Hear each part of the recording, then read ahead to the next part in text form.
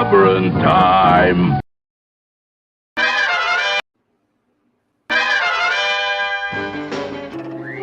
Atomic batteries to power. Turbines to speed. Roger, ready to move out.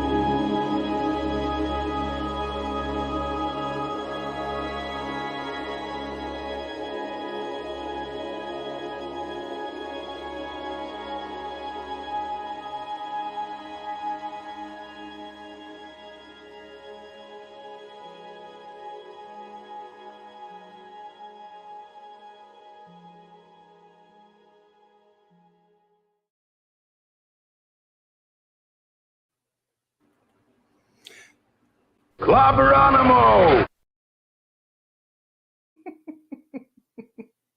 Welcome, everybody to Clobberin Time, Saturday Night Star Trek. We indeed. You cannot ever go wrong with the we. Welcome, my good friends. It is so great to have you here. Really appreciate seeing you all, and because I have the most wonderful first officer in the fleet, the greatest ever. Please, everyone, a warm welcome for my amazing, beautiful friend, Commander R.M. Briggs, the greatest first officer ever. Well, that is an incredibly warm and loving welcome, and I love you with all my heart. You're one of the best friends I've ever had in my entire life. And it's not too hard to be a decent XO when you have a captain like I have. I absolutely adore you. I've missed you, and it's only been since Thursday night. And let's do this. Saturday night Star Trek is upon us. We're going to have so much fun tonight. Let's get it on. Let's get it on. Absolutely, isness. Let me see. Any show? Oh, yes, I do have one show note before we start with our hellos. And that is the Hungry Boy. Yeah. Let me know if we're still doing this to make sure. I want to make sure I confirm with you. We haven't spoken behind the scenes about it, but Hungry Boy, if you're no biggie, if not, no pressure, brother. But if you're still joining me for Monday night Mark C. Comics Talks, folks, we're gonna have some comics. We're gonna talk some comic book art with the great Hungry Boy. Actually, he's hungry for a few seconds to catch my breath. Mm-hmm. Only if you're able to, brother. There's no, But we talked about it the other night. It's not in stone if you can't make it do. But It's on like a Klingon, Clobby. That's what I need to hear. That's what I want to hear. So there we go. So we will get started with our hellos. We're ready. We're ready to go. We have some wonderful friends already here with us in the chat tonight, of course. And let's see here. What do we got? Of course, a crew member is here already. One of our crew members. We have a crew, and we hope. We don't think our great chief engineer Mark D with a C. We love him. We hope he's out there having a good time. He is on an away mission, so he may or may not. I don't think he'll be here tonight. But if he stops by and says hello, we'll be glad to see him. But I don't think he will be back to the ship tonight. But we do have our chief of security, the great Lord Thoth, is here. Yay! Hopefully, we hope our other crew member Jill will show up later. Mhm.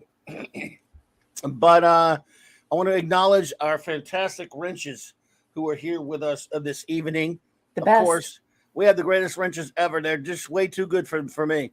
They're only here for Raquel. Let's face it, they wouldn't be here for just me. No, that's not true. I know. I love you wouldn't guys. even know them if it weren't for you. But I do love them with all of my heart. Yeah, indeed. We have the great Eric K, the bronze wrenchers, here with us tonight. Hi, handsome. Yo, brother. What did you make today? Please put it in the chat. I want to hear what I want to see. I want to read what you got cooking tonight. Make us hungry. There we go. And of course, the great Vindicator of the North, Chris Persia, brother. Chris. The Vindicator wrench.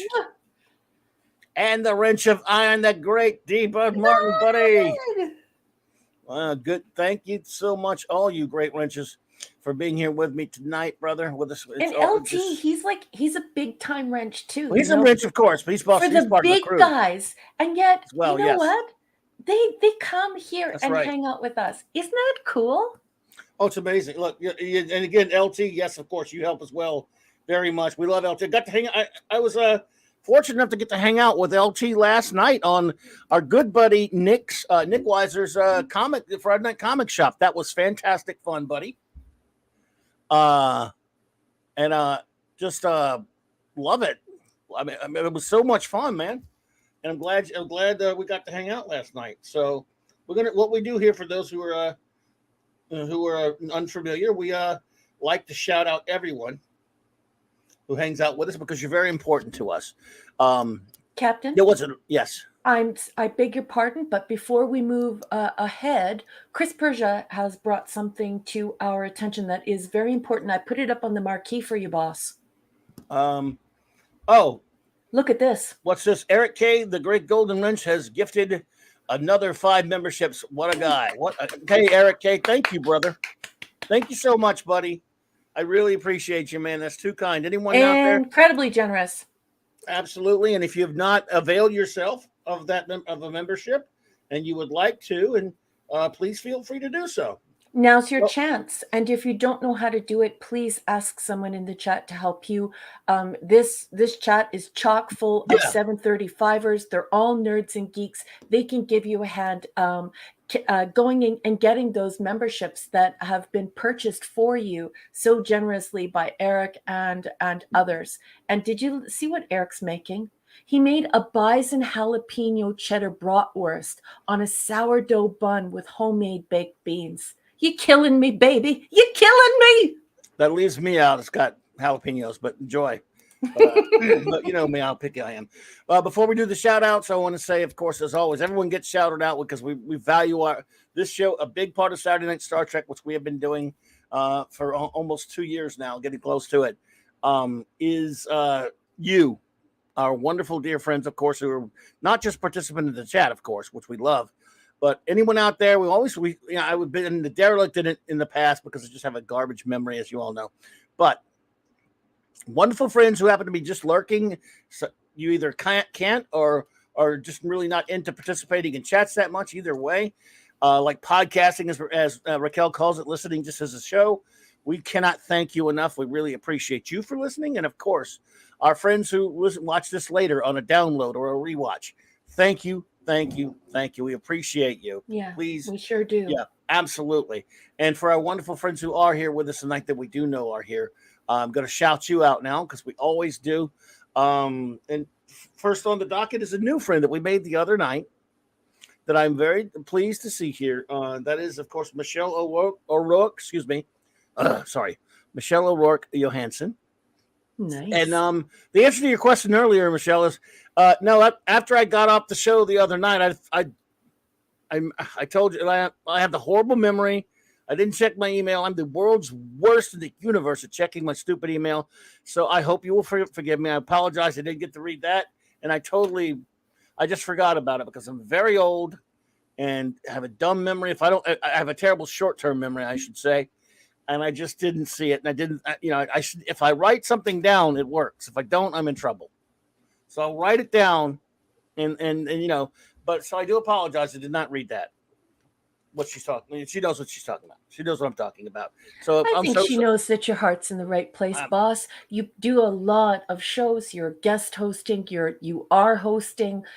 You're on panels, and of course, you have your real life job. So I'm sure she fully understands that as soon as you have some free time, you will get around to it because you have a heart, the 3 times the size of anyone else's heart. So we're good. We're good. Don't worry, boss. Can I make a stomach joke about that? No. Oh, okay. I was checking. Thank you. Then she said it's fine. Well, thank you, my dear. You are too kind. And again, everyone, please make our wonderful friend. I know you already are anyway, but make our wonderful new friend Michelle welcome and welcome her to part of the gang. Yeah, because another thing, Michelle. Obviously, we have our wonderful, beautiful lady Raquel here. We don't get a lot of the ladies in here. We get a few here and there, and we love them and cherish them.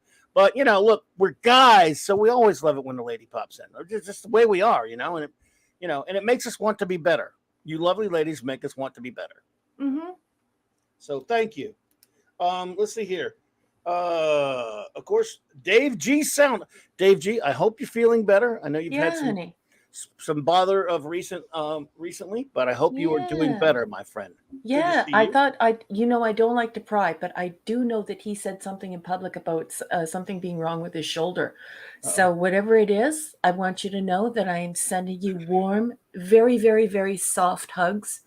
And I hope that you're feeling better. We're all thinking of you. We love you, Dave G Sound. Good to see you here, buddy. Hope you're doing well. The great J-Man, I was very honored to be on J-Man's show tonight for a little bit. He's, of course, he's a great friend of the show. Mm-hmm. And I was a guest on his show tonight. We were both reviewing the new movie Black Adam. And so it was fun over there hanging out, reviewing that with you guys. And please check out his channel. Again, thanks for having me on, J-Man. I really appreciate it, bro. I love hanging out with you guys. You and Sean and Steven are terrific. It's always a good time geeking out with you guys. So appreciate you, brother. And there are other ways that you can support J-Man or Jason. I don't know if y'all know this, but he's an author, and so is his wife. She's actually a poet, and they have published some marvelous stories and poetry. And so that is all available through your Amazon Kindle app. You can also download it directly from Amazon, and you don't even have to have a Kindle device. And, it'd be marvelous if you could do that because he's an indie author and his wife is an indie author as well. But his wife is an award-winning indie author. So supporting those folks, supporting our good friend J-Man and his whole crew over there on Twitter, on YouTube, and follow him. Do me a favor, follow him to Amazon and be a patron of independent authorship, which we need these days, folks. We need it. Indeed, everyone. Eric K for $5. Thank you for the super chat, dude. You're too kind. Really appreciate you, brother. Clobby has a big heart. Only way he could survive the Stone Age. That is, I am that old. His first superhero he followed was Captain Cave on the original stone tablets. Yeah, and I'm proud of it. Yep. Oh God, you guys, so bad. It's so funny, and he knows how to set you up. He knows how to set you up to do the most insane voices. Folks, if you're new around here, be prepared for some pretty outstanding impressions. The captain likes to pull out those impressions, and you would swear that person is in the room. So when you're thinking of the Grand Negus, our wonderful little Oh, little Zecky. Look who's here. When we're talking poopy stew, when we're talking Gorn, when we're talking Captain Cape, all the list is a long list. I'm no good So, at it, but oh, we love look it. who's here. Oh, who's here? Our great chief engineer here is he's giving us a long range communique from his very secretive away mission. He says, "Hi everyone, out celebrating their anniversary." Maureen says, "Hi, Maureen." Happy anniversary, happy anniversary, happy anniversary, happy anniversary. From the Flintstones, folks. From the Flintstones. Mark, everyone is wishing you and Maureen a great happy anniversary, buddy. We miss you, man, but we're glad you're out there having a good time. So, yes. Be safe. Have fun. Well, don't be too safe, though. Have a little danger. Just have some fun. Have some fun. Yep. Can't wait to see you when you get back, bro. But be good, man, and have a fantastic time there. Let's see. Next, of course, Raymond Feliciano of King Dolphin TV. Yes, everyone. There's Raymond. Of course, please go subscribe to King Dolphin TV. He'll put the links in there, and he will let you know where to go. And, of course, check out his books as well. We have on good authority that he knows some of the nicest dolphins. He even knows some of the really jerk dolphins, too, they say. So, he does. He knows them all. JT Kirk says, Clobby's heart is 3 times normal size because you think you're not talking about my pants? That'd be like 6 times normal size. Never mind. He's a Klingon undercover. His 2 hearts have the same mass as 1 human heart. 3. Oh, you're too kind, buddy. 2 hearts, so you know that I'm a Time Lord. Then is what you're saying. And since he's on the marquee, I have to yell it, JT Kirk. You are too kind. Stop. Thank you, buddy. Appreciate you. Yeah, Mark D, go have some fun there, bro. Good to see you.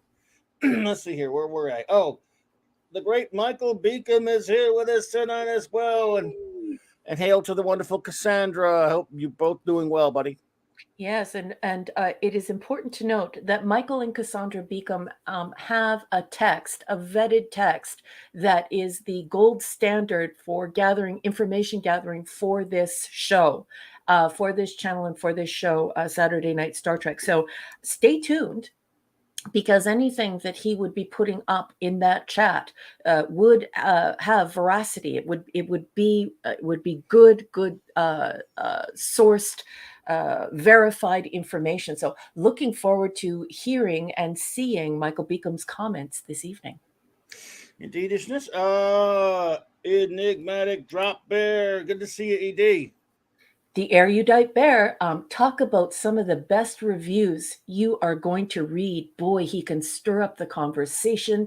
He can stir the imagination, and he can stir the pot. And, you have to stir the pot. Some people say, don't stir the pot. You have to stir the pot, or it sticks. Enigmatic Drop Bear. Look for his comments tonight. Super One, Kal-El, buddy. Good to see you, man. The real soup. Thank you for being here. Phantom Outsider was well. Good to see you, buddy. Zachary was here. Crap. Tyrell 72. Good to see you there, buddy. Tyrell. We're gonna get through these quick, and we're gonna get down to beeswax here. The Comic Relief Crusader, welcome. Dun, dun, dun, dun. The aforementioned Great Hungry Boy, Yay! aka Hungry for a Few Seconds to Catch My Breath. Thank you for the $5 super chat. You didn't have to do that, Raymond, but you're too kind. I appreciate you. He says, next Saturday is my birthday. I thought that was last Saturday. Just kidding. But no. Next Saturday is my birthday. King Dolphin TV's 1-year anniversary and 100th episode you're all invited. Let's make waves. How did you manage that, man? That's pretty impressive, actually, that you were able to get it to not just 1 year, obviously, but 100 episodes, man. That's a special night. Number. Well done. Everyone, please, of course, that'll be next Saturday. I think he does it. I think, if I'm not mistaken, it's 7 Eastern, but you can correct that, Raymond, if I got that wrong. But congratulations, buddy. And I'll definitely stop in there. Let's see here. Wolfie, the great Wolfie's here. Good to see you, bro. What's that? Max Redstone. All right, bro. Max Redstone. Master of Oldest Limerick. Brandon, the anime guy. Good to see you there, buddy. Brandon! I hope you're doing well, my friend. Good to see you. Dark Shadow Logan. Hello. Long time no see. Hey, so good to see you. Good to see you, buddy. Let's see. Hope you're doing well. Rob Altus. Hey there. Rob, I haven't seen you in a while. Good to see you, friend. A great superhero around here. And they call him Scuba Pete. He's the Scuba Pete! And of course, Leslie and the whole gang. I love you all. Yeah. Well, as far as I know, Brian Hepburn just popped in there. I'm sorry, Brian. Almost missed you. Hi, there, Brian. Brian Hepburn, our good friend and member, of course. Oh, and I just have to interject, even though it's very rude, but I'm going to apologize. Scuba Pete just dropped a video that he's very proud of. Now, Scuba Pete, if you don't know him, he is a toy expert. So really high-end merchandising, classic toys, highly collectible toys, that whole thing. Okay, Scuba Pete's one of the titans of that. He knows what he's doing. He did something today that I tagged Tom Connors in. He did a beautiful video of the recreation of the He-Man set for young boys in, I think it was the very early 1980s. Anyway, Scuba Pete is so proud of this video. This is, it's got lots of production value on it. He had a great time doing it. We watched it today on the big screen here at our house. Please tune in to Scuba Pete, especially if you like the toys, the collectibles, the merchandise, and you want to see the good stuff. Please support Scuba Pete. Scuba, if you can get that, if anyone can get that link to your video or whatever, please feel free to put the link in there. Sorry, boss. It's just a really super special day for Scuba Pete. That's cool. That's cool. Let me see. Let me find him. And I will, if I can find him, I would, is Boosh here? Did I see Boosh? Boosh! And Aloric? Alaric Harrison! I don't know. Did I see them? Am I wrong? Because I can't see them on my side there. Maybe. Let me find Scuba Pete, and I will give him executive powers if I can find him.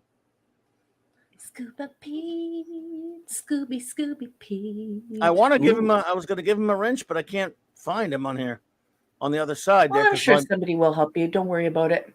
Well, I'll give him one when I see him. I got to refresh. So anyway, we're going to get moving here, folks. Yeah.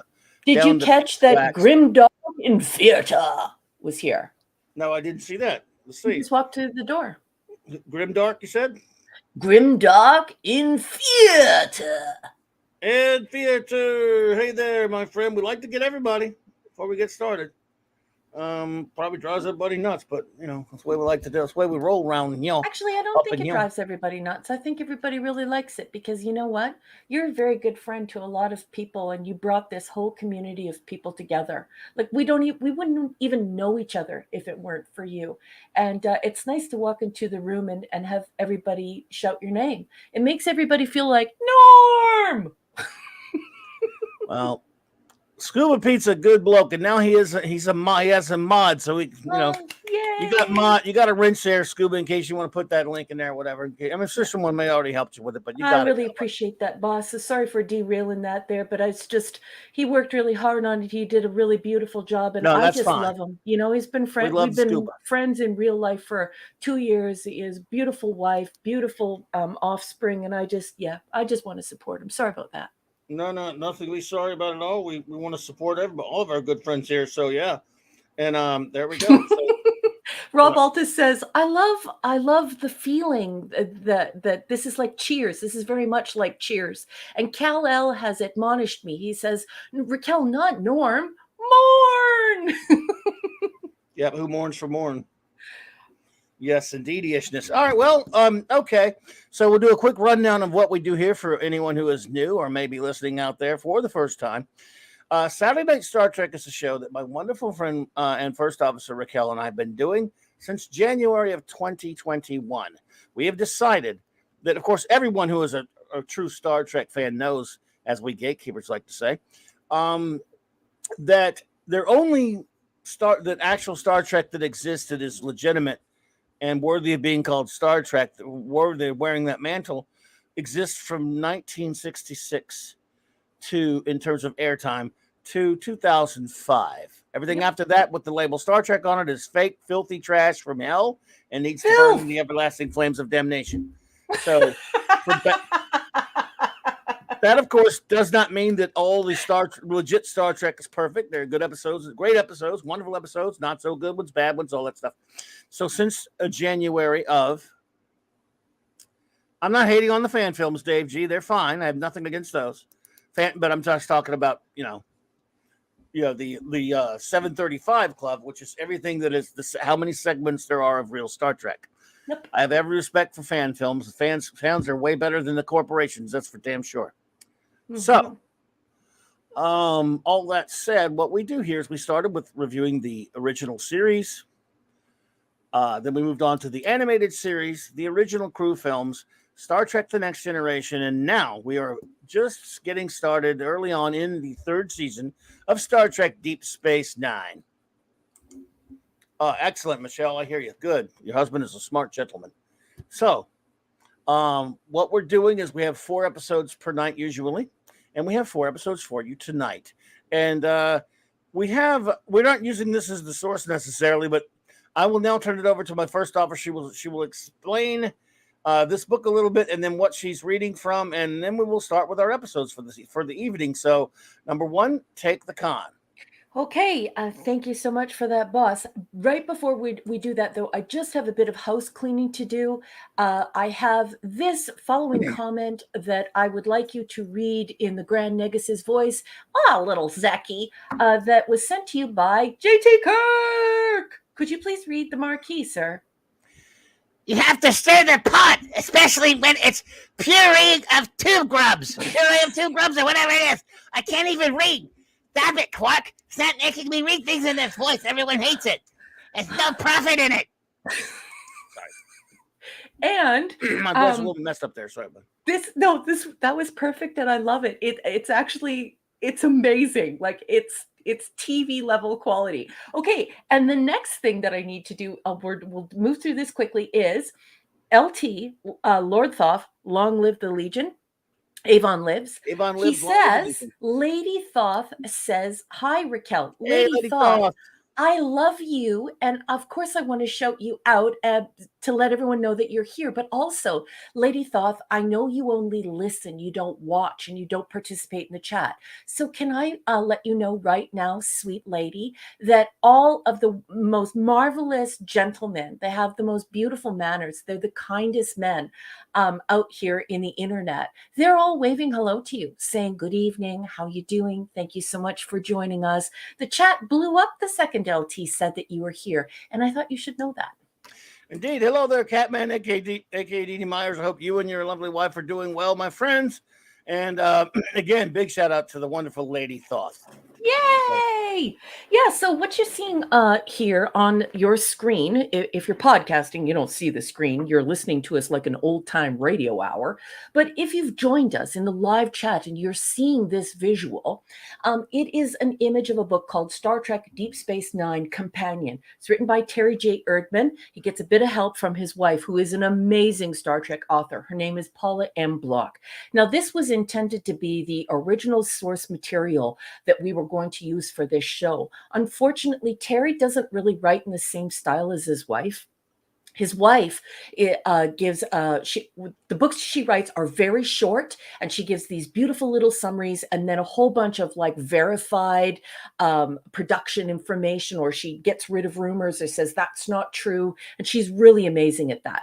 I recommend all of Paula M. Block's books when it comes to Star Trek, because it's all original source material, and there are a lot of factoids floating around in Star Trek, let me tell you folks. So I fully support it. But Terry's way too long in the tooth, man. 17 pages just to explain the episode. So buy this book, but we can't use it on air because it's way too long. Way too long. So instead, we're going to read off of Wikipedia. But if you were looking for information about this show and you want to know if it's true or not, pick up this book. This book is very expensive. It's very hard to find. You need to find it in a used bookstore, but you got to get it. It's good, it's good, it's good. But not tonight because he talks too much. Okay, boss, let's start with the first one. All right, our first episode of the evening is Second Skin. Dun, dun, dun, dun. Second Skin is season 3, episode 5, and this is an international community. So if you're shaking your head, scratching your head, saying, "What the heck? How come the numbers are off?" It's prod code 451. We all watched this for the very first time, well, most of us anyway, on October 24th, 1994. Let's stay copyright compliant by saying that I will be reading from Wikipedia. And so we don't really need to worry about that because this is user-generated stuff. But we're not going to get it wrong by reading from this user-generated source because we're only going to read the plot. It's just going to be a launching off point for us. So without further ado, let's do it! Major Kira is contacted by Alenis Grem, a Bajoran archivist who has discovered a computer record of Kira's time in a Cardassian prison camp. Kira is naturally skeptical, as she was never in Cardassian detention, but the records appear authentic. Kira arranges a meeting with Alenis to examine the files personally and leaves for Bajor, but Alenis soon contacts the station to report that Kira never arrived. Cardassian ex-spy Garrick also receives information that Kira is in custody of the Obsidian Order, the feared Cardassian intelligence agency, and passes it on to Commander Sisko. Awakening in a darkened room, Kira is warmly welcomed home by Entek, a Cardassian official. When she looks in the mirror, she is shocked to see that she has been surgically altered to appear Cardassian. She furiously rejects the idea that she is Cardassian, but is introduced to Legate Techni Gamor, an official of Cardassian Central Command, who claims that she is his daughter, Ileana. Jesus, guys, these Cardassian names.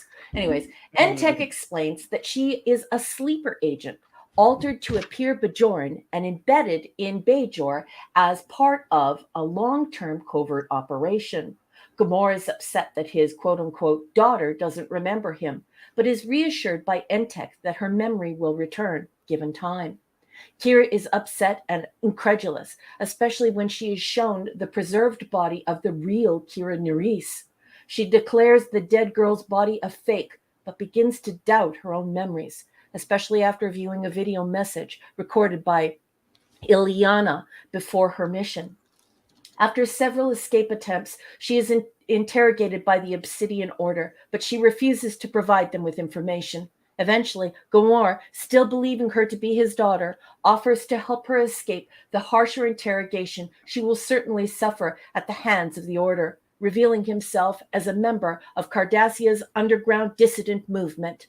In a moment of insight, Kira realizes that the entire affair, her abduction, her Cardassian identity, her supposed blocked memories, were all staged in an attempt to reveal Gamor as a dissident. Odo, Garrick, and Sisko arrive in time to prevent the Order from taking Kira and Gamor away for punishment. Garrick shoots Entek after remarking that treason is in the eye of the beholder. Back on Deep Space Nine, tests reveal that Kira is definitely Bajoran.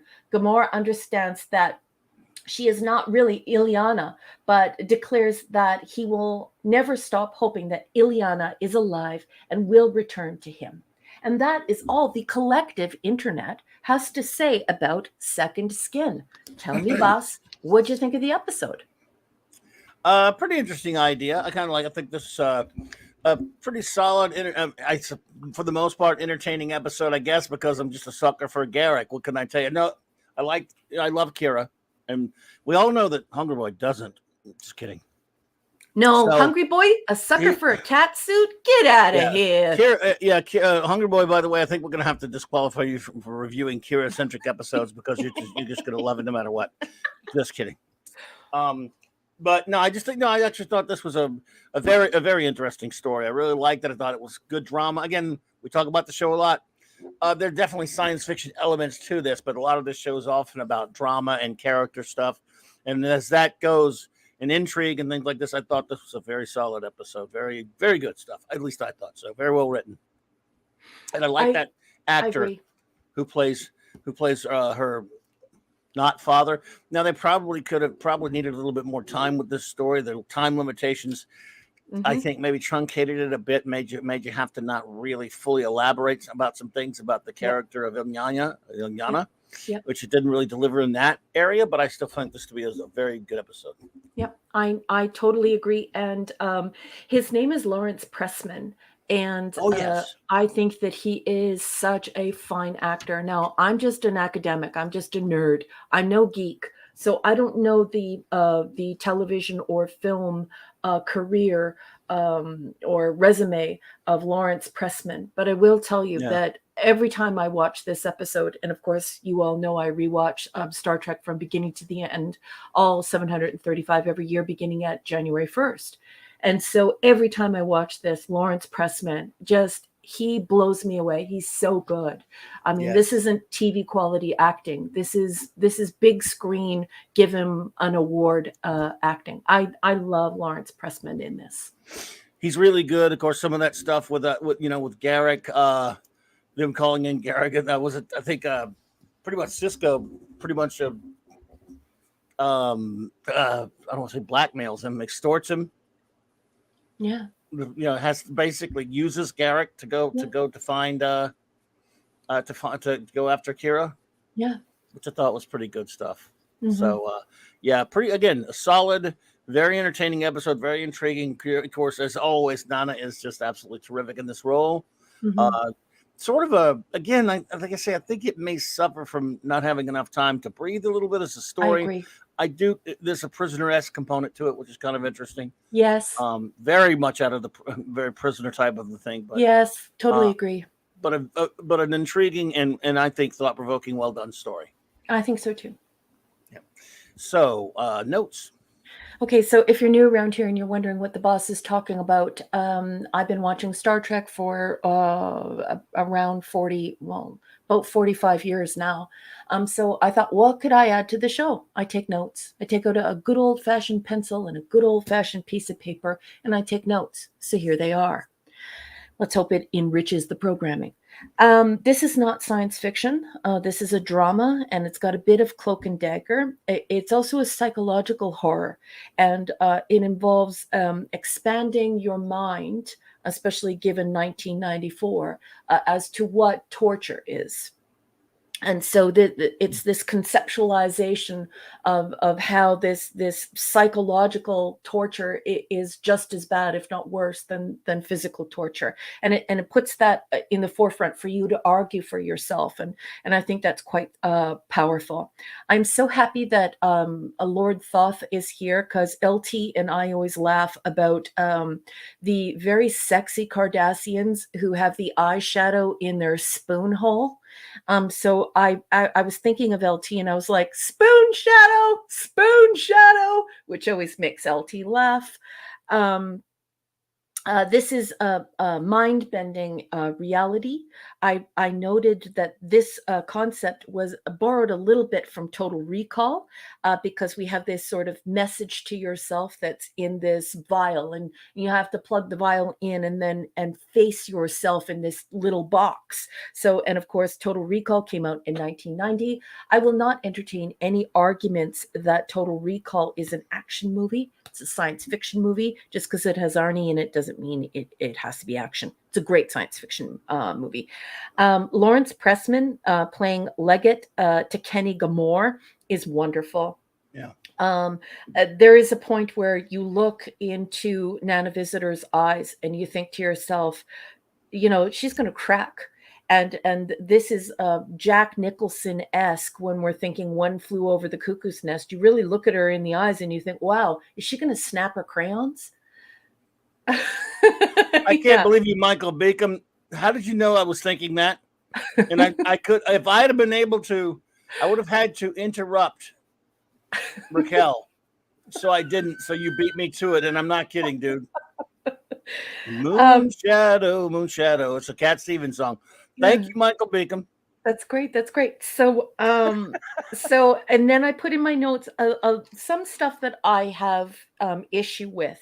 Now, many of you know I studied writing professionally and editing in university, and that's what I do for a living. So I did see some weaknesses here that I would have liked to have seen some cleanup on, because I don't like it when fans have to say, well, that could have been because of, or that could have been because of. And when you make fans That's what do fans that, are for. yeah, that's what fans are for. But I'm just saying it No, I got you. detracts from the writing. So Sure, here I I wrote understand. in my notes, why does Ileana look so much like Kira Nerys? It ruins the storyline. We needed more change in Ileana physically. It ruins the pretend. So I would have liked to have seen something substantial happen with Kira's eyes. Let's change Kira's eye color. Let's make her nose bigger. Let's make her lips bigger, perhaps. But we needed to make her look more like this long lost daughter. The fact that she's the doppelganger for his daughter is too convenient. And if you're an intelligent person, your mind goes there, and it's a distraction. And as an author, you never want to distract the reader or to distract the viewer. You want to keep them immersed in the pretend. So I don't like that. This is a beautiful story, but it leaves you asking, wait, let me process. Hold on for a second here. So was Kira ever in a Cardassian prison camp? And so when you were saying earlier, wouldn't it have been nice if there would have been more time to clean this up a little bit? And I agree with you. And so I'm not going to be harsh on this episode, because this it's still episode good, but yeah. tried so hard to be more than what it was and did an outstanding job at it. So Agreed. I'm not going to be harsh on it. Absolutely. It's still good. Yeah, but there are those little problems. Hey, Dad Man Walking, my good friend. Good to see you. I hope you and the Dad Man clan are doing well. Good to see you. Yeah, it's still a good one. Like I said, had some little nagging bits there. Yeah, trying to, and again, I love that Michael Beacom did that, because I was thinking, oh man, I want to sing that so bad. But we'll don't worry, everyone. We're going to ask for your review in a second, but first, yeah, it was, again, it also was a similarity, very vague similarity to the Schizoid Man episode. Yeah, The Prisoner, amongst other things, of course. that's right. But yeah, entertaining stuff, and like you said, it's not necessarily completely science fiction, except for the idea that you can alter someone's that appearance that much. Uses science fiction trappings, but it's not necessarily. Yeah. But the show's not always fully science fiction, but it is good drama, I think. Yeah. So, what is your rating of Second Skin? Okay, so I actually think that this should be an A+ episode, even though it's not science fiction, because of the trappings that the captain spoke of. This whole idea that it is like the Schizoid Man, this whole idea that it uses trappings, but the trappings aren't the center of it. They're the periphery of it, like Total Recall with the sort of message to yourself. It should be an A+, but we really needed to make the connection for the more sciencey, the more intelligent people in the audience, who automatically are so engrossed by this incredible acting and this great idea for a story, that they leave going, wait, was Kira ever in a Cardassian prison camp? And why is Kira Nerys the doppelganger for Tekeni Gamor, Legate Tekeni Gamor's daughter? Right. And so because of that, I have to reduce it to a B+. And I don't really want to do that, That's because okay. I want television to reach to be more than television. And this does. And it really tries so earnestly and so beautifully. But those are just two things that are too big to ignore. So I I can hear only you. give it a B+, boss.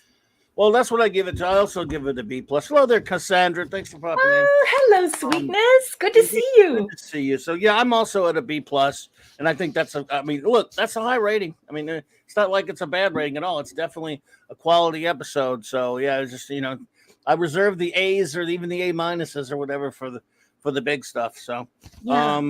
but yeah.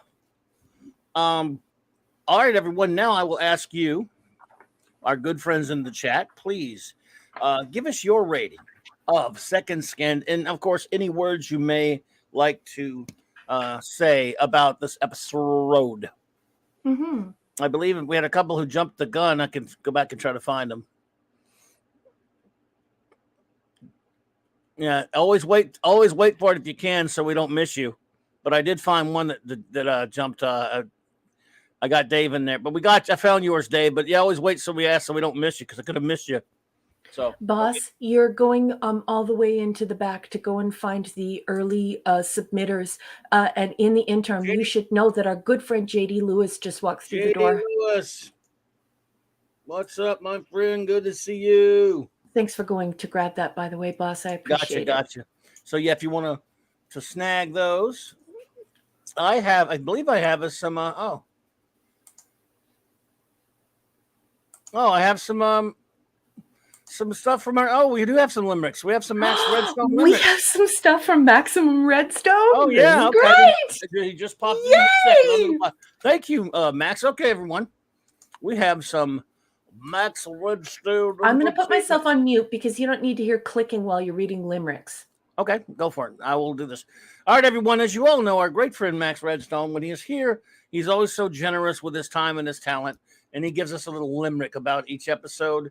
And we always appreciate it. It's always a good time. It's always so much fun. And he has a couple for us for this episode, and maybe some other ones too. He's got one for another one there. So, excuse me here. Let me get her set up. Okay. Second Skin by the great Max Redstone. Here we go. Who would think Nerys would be spy-hooding with all of her resistance and Oliver do-gooding? A plot against a legate to destroy yet a much more genuine story than a Romulan Troy. Kira is much more lovable than camel toe bitch pudding. Put the word pudding. Okay, I could make a lot of, but I got you. Thank you. Yet maybe it was broken up differently, so I didn't do it proper. I'm sorry. Let's see. A plot against the legate to destroy yet a much more genuine story that a Romulan Troy. Kira is much about lovable than camel toe bitch pudding. Oh, okay. All right. I'm gonna have to do it all over again, Max. I'm so sorry I butchered it for you, but I can't really. It was broken up a little different because it's not in an email. Let's see. I'm so embarrassed. Hey, don't be embarrassed. We read everything cold here, and there are lots of different vocabularies, lots of different people using different types of language from all over the world. And I think your cold reading is really great, boss. Don't worry about it. I love you, honey. I think I finally figured this one out, though. It's not broken up exactly the way that lets me know where it needs to break and everything. So I apologize, but here we go. Who would think Nerys would be spy-hooding with all of her resistance and Oliver do-gooding? A plot against the legate to destroy yet a much more genuine story than a Romulan Troy. A plot against the legate to destroy yet a much more genuine story than a Romulan Troy. Kira is much more lovable than camel toe bitch pudding. So I'm so sorry about that, Max. I had a little trouble with it. And I'm so sorry, everybody.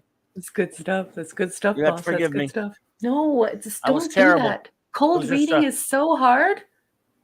I'm just absolutely, I don't know what to say. Sorry, Max.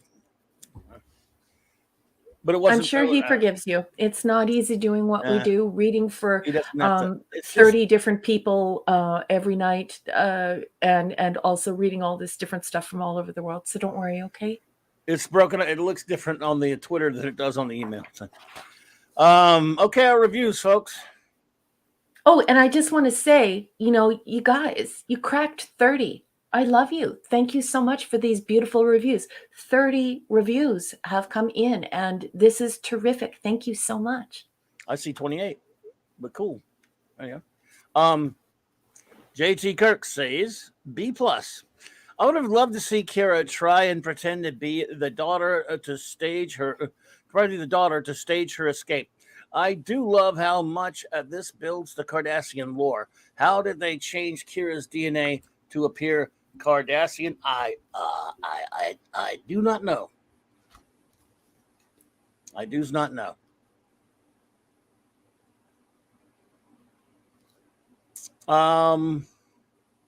Hungry for a few seconds to catch my breath says A+. Yeah, my Kira crush, so buckle up, folks. Oh, the look of horror when Kira wakes up, sees her face in the mirror. Oh, don't do this to me. Trey European. Man, you know I can't read. European, just kidding. As are a few of the camera angles. Hang on a second. Mm-hmm. Let's see.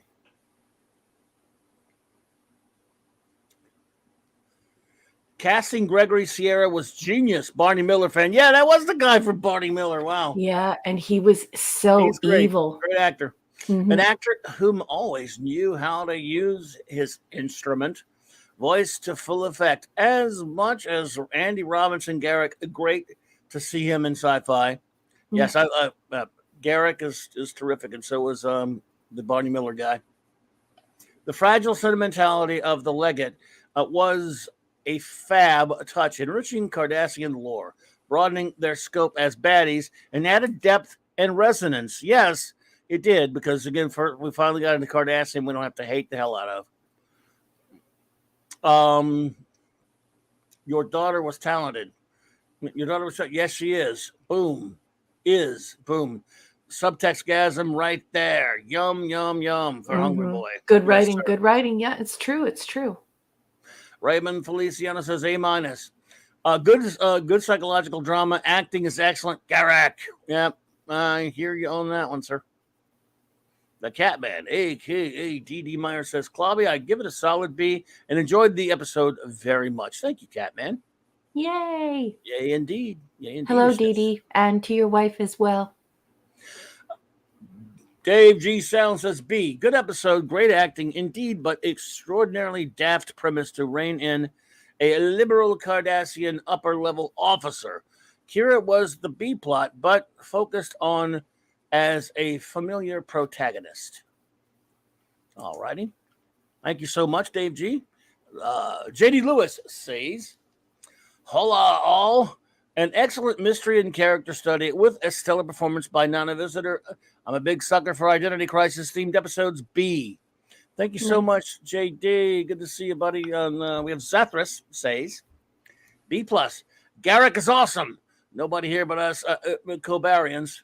I'm using Spoonhole all the time. They used to call them spinheads, was like the derogatory term. Well, LT and I were just laughing because the first time we we saw eyeshadow in that area, and it's just like, what? Why is there eyeshadow there? Do you want me to do all these tonight, or do you want to take some? Oh, no, you go ahead, boss. You sure? Yes, okay. Please. All right. The great enigmatic drop bear says, A.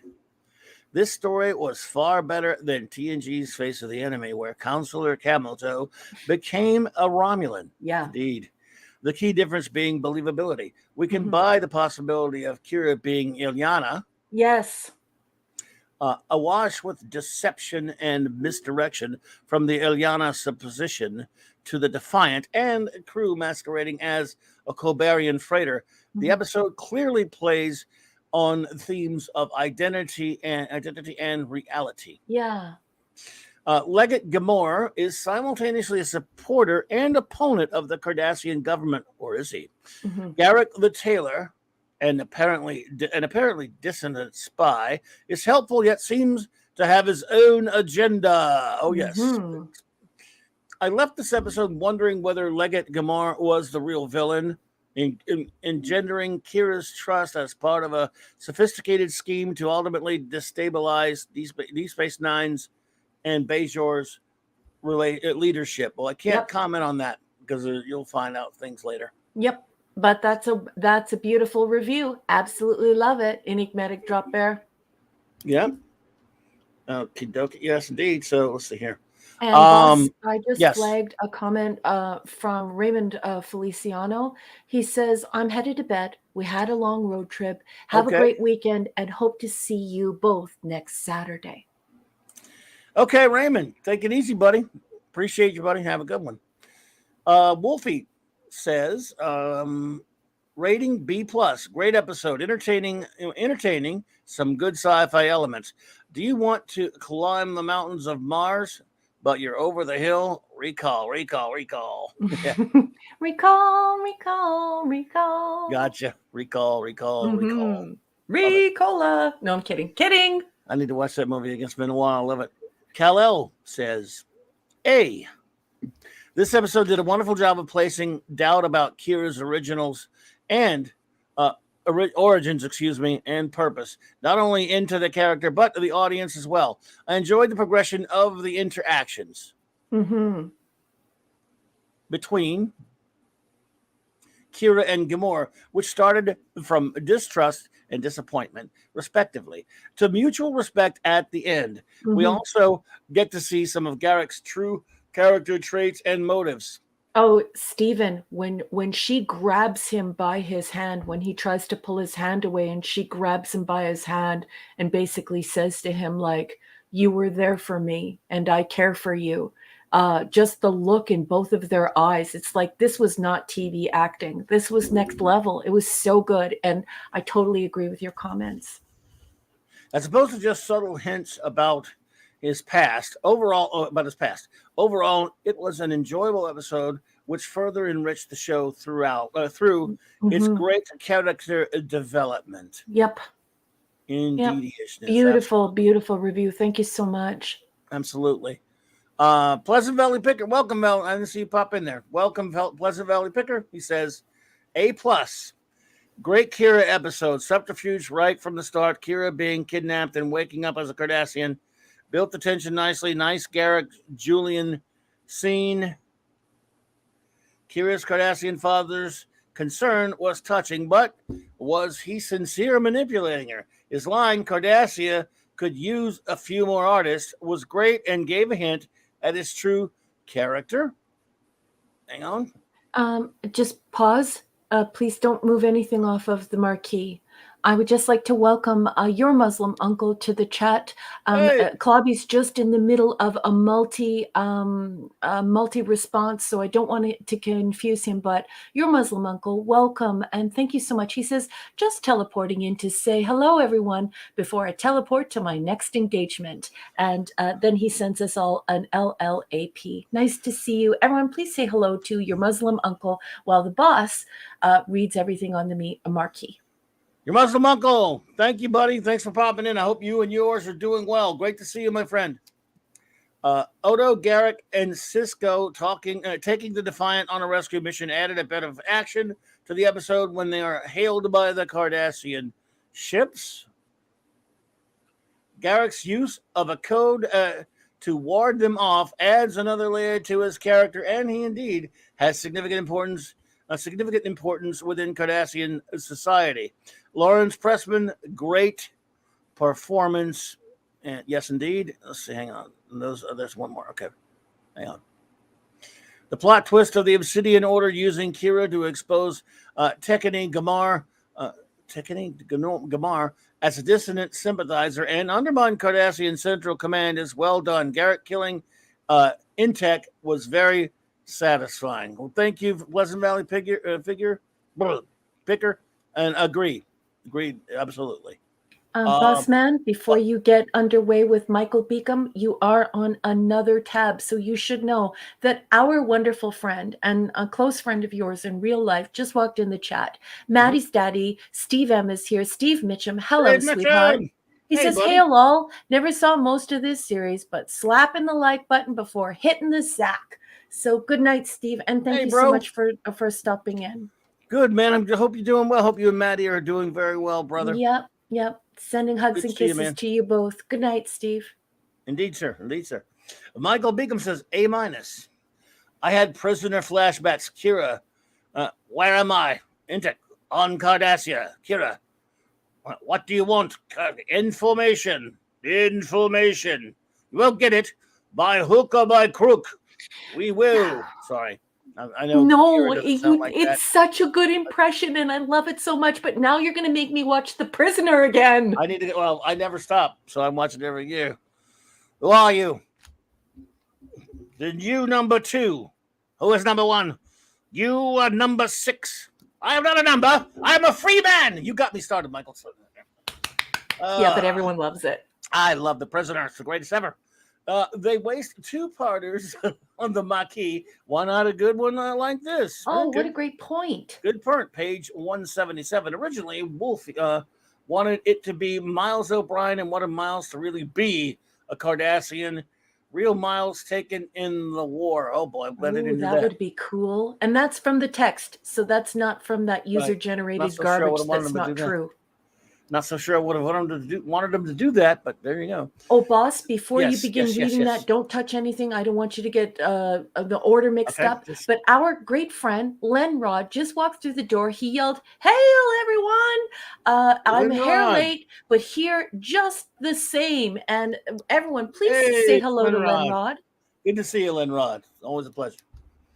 Then he wanted the is she a Cardassian ambiguous at the end. Wolf cites Blade Runner as inspiration, which would explain why she did look like the daughter she was. Mm-hmm. Okay, gotcha. Thank God for rewrites. I'm with you there, buddy. And everyone, please welcome Double C to the chat. Double C! Double C! Welcome. Always a pleasure. Good to have you. The great Lord Thoth, Chief of Security, says, B, a nice episode to fill in some backgrounds that we wanted to know about. I will avoid the sexy spoon shadow makeup at this time. Right? It's so weird. I don't know why they put makeup there. They have to stop putting makeup there. Somebody said in the chat, LT, somebody, I don't know who it was, but somebody went, "What? Can they see out of that thing?" Yikes. It's so funny. I just love it. Anyway. The great Bronze Wrencher Eric K says, B+. Garrick episodes are always better. I loved getting to know the Cardassians a bit better. Knowing family is important to them, brings a bit of empathy to people that were so slimy. It's Nana did a fair job. Fair. Agreed. Fair. Nice review. Love it. And some outsider says B. Another peek at Cardassian society, considering how distrusting, no, they're that too, they are. I have to ask, is there a Cardassian running around dressed as a bat? They seem a cowardly, superstitious lot. Lol, indeed, so. Dave G. Sound says, what I was saying, the premise of the episode was really the internal betrayal within the Cardassian government. Kira was just manipulated. Gotcha. Yeah. I read you on FM, sir. Dave G. Sound, gotcha, sir. And they call him Scuba Pete, says B+. And the Kiras with the Cardis, they got weird spoons. Gals wear a shadow, make the men swoon. When you're coming home, God. I don't know when, but we'll get together then, Scuba. You know we'll have a good time then. It's so good. I love Scuba Pete so much. I love him so much. He's just like he makes me laugh so hard, but I cry. Well done, Scuba Pete. I love it. That's exactly right, Michelle. We all love a Batman reference here. We're a comics channel after all, as well as Star Trek. So, yep. Find some outsider with the comics reference. Who'd have thunk it? All right. Well, are we ready? I guess we're going to go to our next episode, folks. How about that? Who's ready to run? Because we don't have our engineers out here tonight. I don't know, our communications officers not here either. So, guess who just walks through the door? Who did? Anonymous. Hello, my Everyone friend. say hello to Anonymous. Good to see you, sir. Yeah, our next episode is on deck. Hope you're doing well. Next episode, folks, is The Abandoned. The Abandoned is season 3, episode 6, prod code 452. We all watched this for the very first time on October 31st, 1994, Halloween night. I remember it.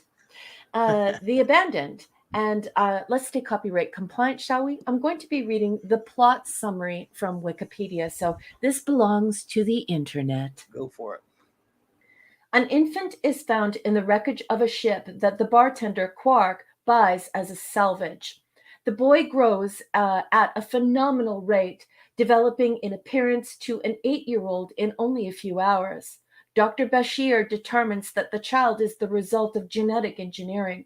As the boy continues to develop, his aggression, evolving appearance, and reverence to security chief Odo, a rogue changeling, reveal that he is Jemadar. Odo convinces Commander Sisko that the boy should not be sent to Starfleet Command as a specimen to be studied. He believes that he can control the boy because Jemadar are bred to serve the changelings. Odo tries to show the boy, physically, now a teenager, options for his life besides violence, but the boy's only drive seems to be to fight. When it is discovered that Starfleet has sent a ship to pick up the boy pulls a phaser and refuses to go along. Odo insists on returning the boy to the Gamma Quadrant, and Sisko reluctantly agrees. In a side plot, Commander Sisko's son, Jake, is dating an older woman named Marta, who is a Dabo girl, at Quark's bar. Commander Sisko is very concerned and invites Madar to dinner.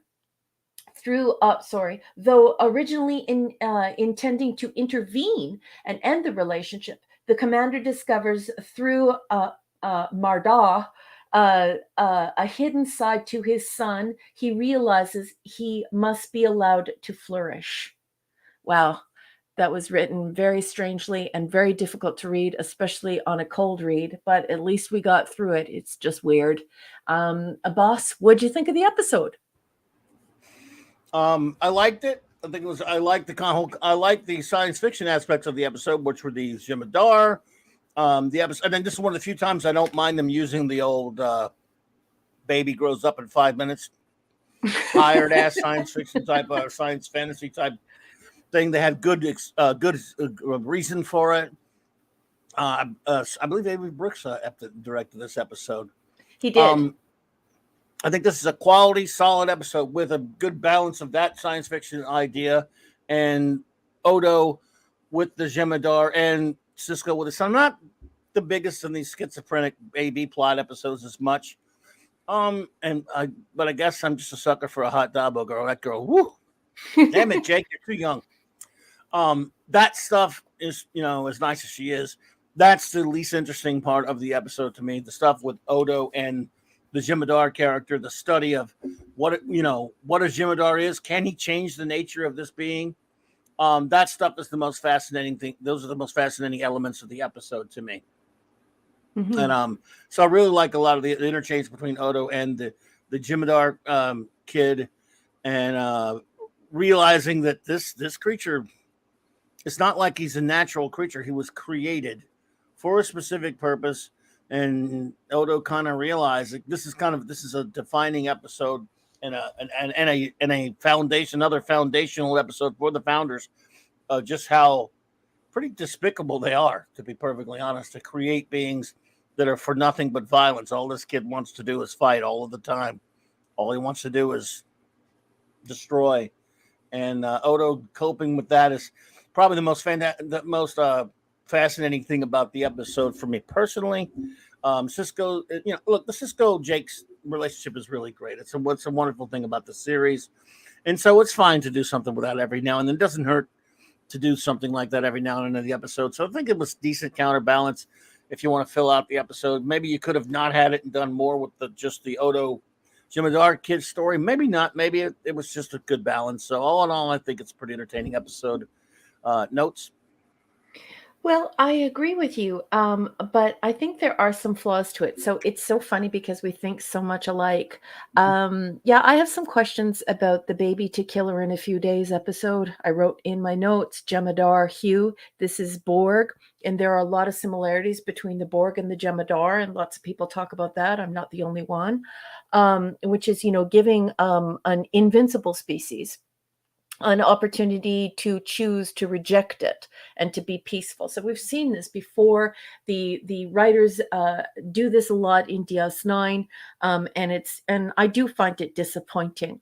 I don't like the 0 to 35-year-old stories. There are all sorts of questions about language acquisition, development issues, pain. How come there's no pain as these bones are expanding and stuff? So it's crazy. It should be a little bit more like American Werewolf in London. It shouldn't be the way that it is here. There should be pain there, like there was for Spock. There needs to be pain when you go 0 to 35 in 60 seconds. I would like to say that Leslie Bevis made a huge mark on Star Trek as the Bosslick captain. She has such a tiny bit of time here to be this Bosslick captain, and yet she has made so many people delighted and excited to cosplay the Bosslick people. It's just amazing. I think that Leslie Bevis did more with this role than any woman possibly could.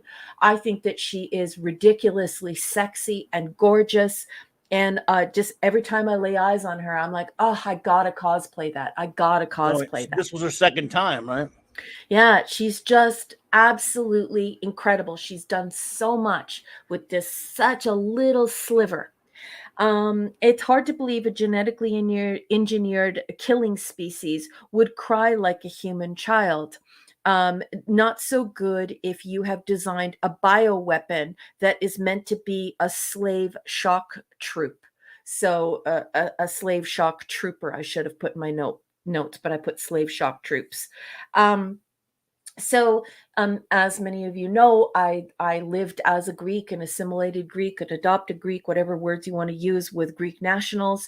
And so, one of the first things you start thinking about is you're thinking about these ultimate soldiers, and so you instantly start thinking, okay, well, what happens, when the child is injured, things like that. Anyway, so I wasn't into all of that. I didn't believe it. When I think about the ultimate soldier, and I think about Greek myth, and I think about all of these terrible things that may or may not be true about throwing children that were injured, or throwing children that were too loud and would cry, like the rumors of the Spartans and so on and so forth, whether they're true or not, I'm not here to argue that. What I'm here to say is that these are supposed to be bioweapon slave shock troopers, and here this thing is crying inside of the vat. So I thought that was a little bit weird. They made it more baby Jesus than they made it the slave shock troop. And we know why. We know why they did that, by the way. Yeah, right. So they can have the Cisco parallel story about him and Jake, and they could have the father. I agree with you. It should have just been, why, since it's science fiction anyway. How about the Jimidar? As soon as they're created, they're adults in adult form. Yeah. Sorry. Yeah. I mean, but they struggled with this before when they did this with the Borg, and this all comes out of this over imagining, which Michael Piller has talked about openly.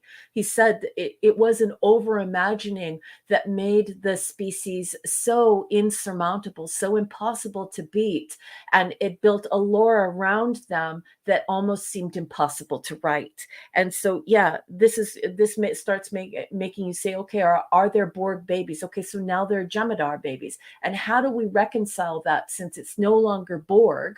It's not computers that are mutilating human bodies and doing this. Now it's the founders, and they've made these bioweapons. They're slaves and they're shock troops. And so they're doing this thing that they're doing, that Michael said that they were at risk of doing, and they're doing it.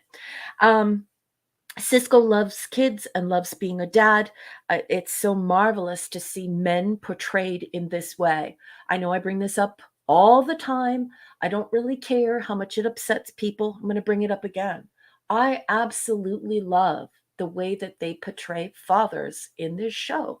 Men are not big, dumb, stupid jerks who just drink beer on the end of the driveway and scratch their bellies. Men are intelligent, they're plugged in, and they're just as capable of being loving, intelligent, gentle, beautiful parents. And so I love it. And I love the way that Avery Brooks, Cisco, the character Cisco, looks into the eyes of the child. It's just so beautiful. It's one of the reasons why I love this show. It's also one of the reasons why I give the new Battlestar Galactica a pass. I love this dad stuff. Society needs more of this. The 20-year-old girl dating the 16-year-old boy sort of feels weird to me. Just because Sirach is too tiny. If he were a larger boy, I could buy it. This girl is very well endowed, and she's very mature. She's really, really sexy. So I didn't find that believable. The kid doesn't have a muscle in his body, except for maybe his tongue. But, whatever. Maybe that's her type, I guess. Maybe, You do. Odo and Kira are now flirting. So this is where we begin with the flirting, where Odo and Kira start flirting. And I'm not going to say a single word more because I don't want to spoil anything. I love the fact that Odo gets his own quarters here. And I love this because this is something that I think Gene Roddenberry would have really loved. And this is this idea that the town sheriff is so dedicated to his job that he's sleeping at the jail.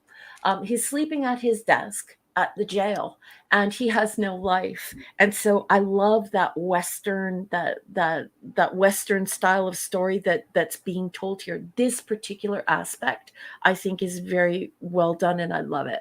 He gets his own quarters, so he's not sleeping in a bucket in his jail anymore.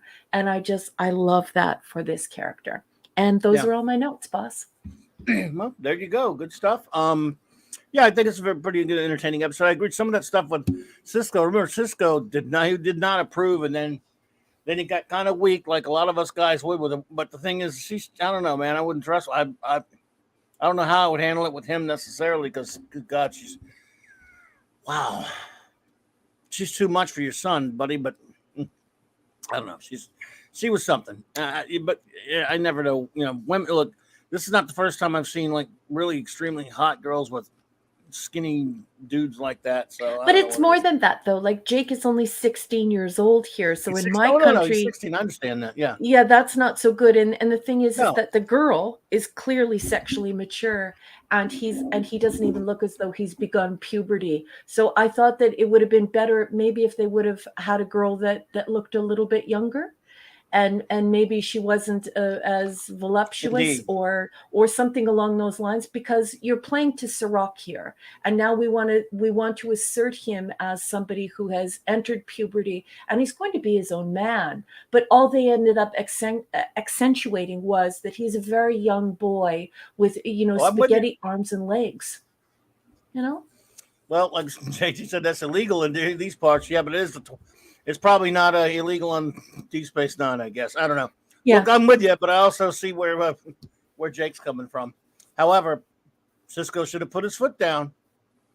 And when he set out to stop it, then he didn't. He should have tried to stop it. Look, because he has a great relationship with Jake, but I'm sorry. You're not supposed to be. As a father, I'll tell you this. You're not their buddy. You're their father. That's right. You're not. You're the bad guy. Sorry, you're the bad guy sometimes. Your kid can find a friend anywhere. Your kid only has one parent. Yeah, you ain't their pal. And there's some funny stuff going on in the chat that I'm not putting up on the marquee, but it's pretty funny. Yeah, I see all the Mrs. Robinson good stuff. Yes, I'd rather not, Mrs. Robinson. Yes, cuckoo. You think some Mrs. Robinson? Jesus loves you more than you can say. Hey, sorry. Anyway, sorry. Anyway, but I love that song, and that was a fun. And yeah, you think it's some Dustin Hoffman there, but even at least he was a college kid, for God's sake. Yeah. I mean, Jake is 16. It's not good, but as a dude, I look at that girl and said, I can't think much because I'm just looking at her. Well, he's a beautiful little boy, Gorgeous but even girl. No, I mean, the girl, when though. they assure you that he's 16 years old, his Right. physical presence is that of a 14-year-old boy. He's quite young and very Yeah, sexually immature. His body is not matured yet, and so it's a little jarring. I think that they could have right. cast someone to be a little bit closer in his age, and I think it would have Right, been more right. believable He's a because bit of a she's weenie. just outstanding. I mean, but She's phenomenal. But anyway, so what is your rating? The abandoned. I want to like The Abandoned, but I just can't. There's too much wrong with it, so I have to give it a B minus. It's as high as I can go. That's high. Because I like this sort of stuff. I think this is fun, Deep Space Nine stuff. I want to rate it higher, but it's just there's too much poopy Yeah, you're poop good. going on. B minus, boss. I'm going with a B. And to me, that's not even. I don't consider a B minus to be a downgrade, a bad grade. And I'm going with a B means it's a pretty solid overall, entertaining episode. So I think. Hey, Snail Messiah. Snail, hi. Everyone, to say hello see to ya. Snail Messiah. Welcome. Good to see you, my friend. Long time no see. I hope you are doing well. So, okay. Everyone now, please, if you would like to let fly with any ratings you may have for The Abandoned, and and any words you may have, and I will, of course, see what Mr. Redstone has for us for The Abandoned here. Let's see. It's like Brian. Don't hate the player, hate the game. Damo! The Abandoned by Max Redstone. Quark's salvage deal goes quite bad. It gets worse when he finds a Jemadar lad. Odo tries his fatherly founder skill, but his son just wants to kill. This week on My Alpha Quadrant Dad. Hey! Spectacular. Well done, everyone. Big hand for the great Max Redstone. Well done, buddy. I love it. Thank you, Max. Appreciate you as always, brother. Hungry for a few seconds to catch my breath. Says C. Wow. Didn't think I'd see a cronut mixed with a cinnamon roll as a forehead next to ultra cleavage on a gambling table in an opening scene of DS9. Live and learn. What in the holy wow. Wow, that was something. Well done as always. Hungry boy, well done. Cisco's tenderness towards the infant Jemadar balanced this ep out a bit. Yeah, that was nice. This moment magnified my enjoyment of the ep, though the Kira Odo connection raised this from a D minus to a C. Their cautious but caring exploration of each other's spirit with such gentility, is the essence of proper intimacy and a boon. Thank you so much to the great Hungry Boy. Oh my goodness, I think we're going to break 30 again. Oh, cool. We like it. Oh, there we go. The great Vindicator Wrench, Chris Persia says, B. An interesting take on the idea of nature versus nurture. However, it doesn't truly work, as this is a genetically engineered being born addicted to a drug only the founders create. Yeah. Ketracel White. Oh, and boss, before you go any further with Chris, I don't want to miss Midnight's Oblivion. Everybody, Midnight's Oblivion just walked through the door. And yes, please continue. I'm excited to hear what Chris has to say. Absolutely. Good to see you in Midnight's Oblivion. Let's see here. With an inbuilt desire to murder. That was continued from the other. There is also one glaring fault with the science regarding the baby's rapid growth. Energy is required from that. I think he means for that to happen more than what would have been in the infant's body to promote rapid growth. Well said, sir. Like seriously, right? But this is what happens. Like Chris Persia is your typical science fiction fan, and this is the way his brain works, right? Because people who like science fiction like science, and so they start to think this way. They're not trying to pick it apart. It's just this is the way they think. They have very rational minds, right? Anyway, I love you, Chris. Thank you, sir. Thank you, Chris. Enigmatic Drop Bear says B. This cynical take on the nature versus nurture debate was undone once it was revealed that the Jem'Hadar were genetically engineered malevolent junkies. Mm-hmm. Yeah, there you go. Let's see. As an allegory, it skirts dangerously with racial stereotypes. It does. And one hopes this was not a deliberate subtext. Right? This is Star Trek, so I chose to ignore this possibility, but it is undoubtedly I agree. there. Wow. Yep. Interesting. Let's see. Rather than a mid-90s social commentary, I think the motive of the episode was to establish the Jem'Hadar as an irredeemable race of irascible zealots beholden to their master's designs. Yeah, I also think it was a little bit of, this is just me, ED, it may not be the case, something along the lines of trying to have something similar to the Borg, but things that you can equate with sort of organic machines that you don't have to feel as that the writers don't have to feel as much when they wipe them out, when they kill them all the time. Sort of like George Lucas puts in episode 1 of the Phantom Menace Star Wars, instead of them fighting other sentient beings and wiping them out in a big mass war, what does he do? They just wipe out droids. Well, when they're fighting the Borg, even though you understand the Borg has been assimilated, they're beings that have been taken over. You know there's no hope for them. So you can, it's a shame, but they're almost doing them a favor when you wipe them out. Well, the Jem'Hadar, they're machines. They're organic machines, really. They don't have any independence. And I think this episode was intended to prove that. I think this episode was put here to tell us this up front before we see Jem'Hadar, them at war with the Jem'Hadar.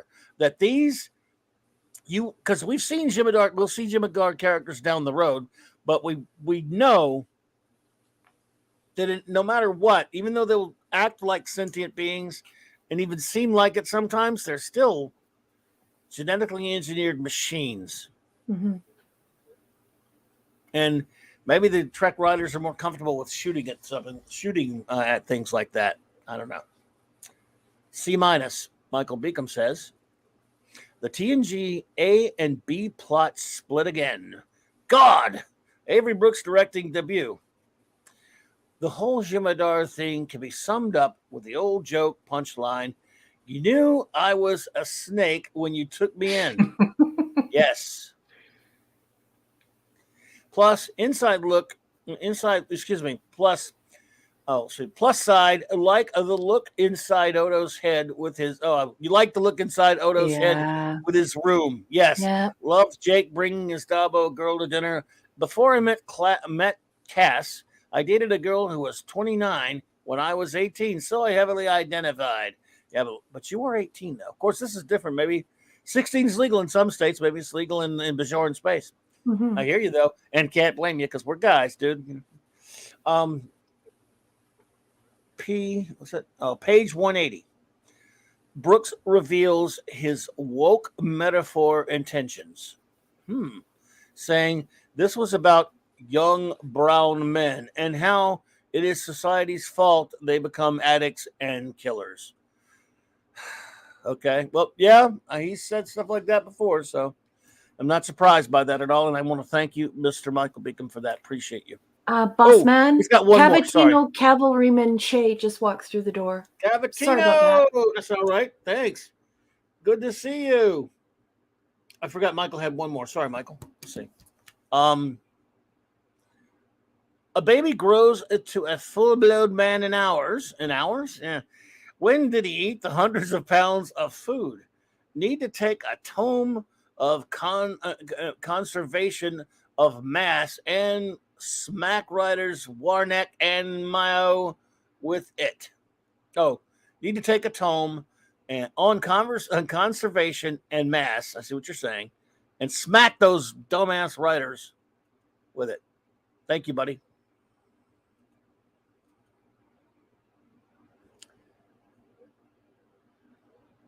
Yikes.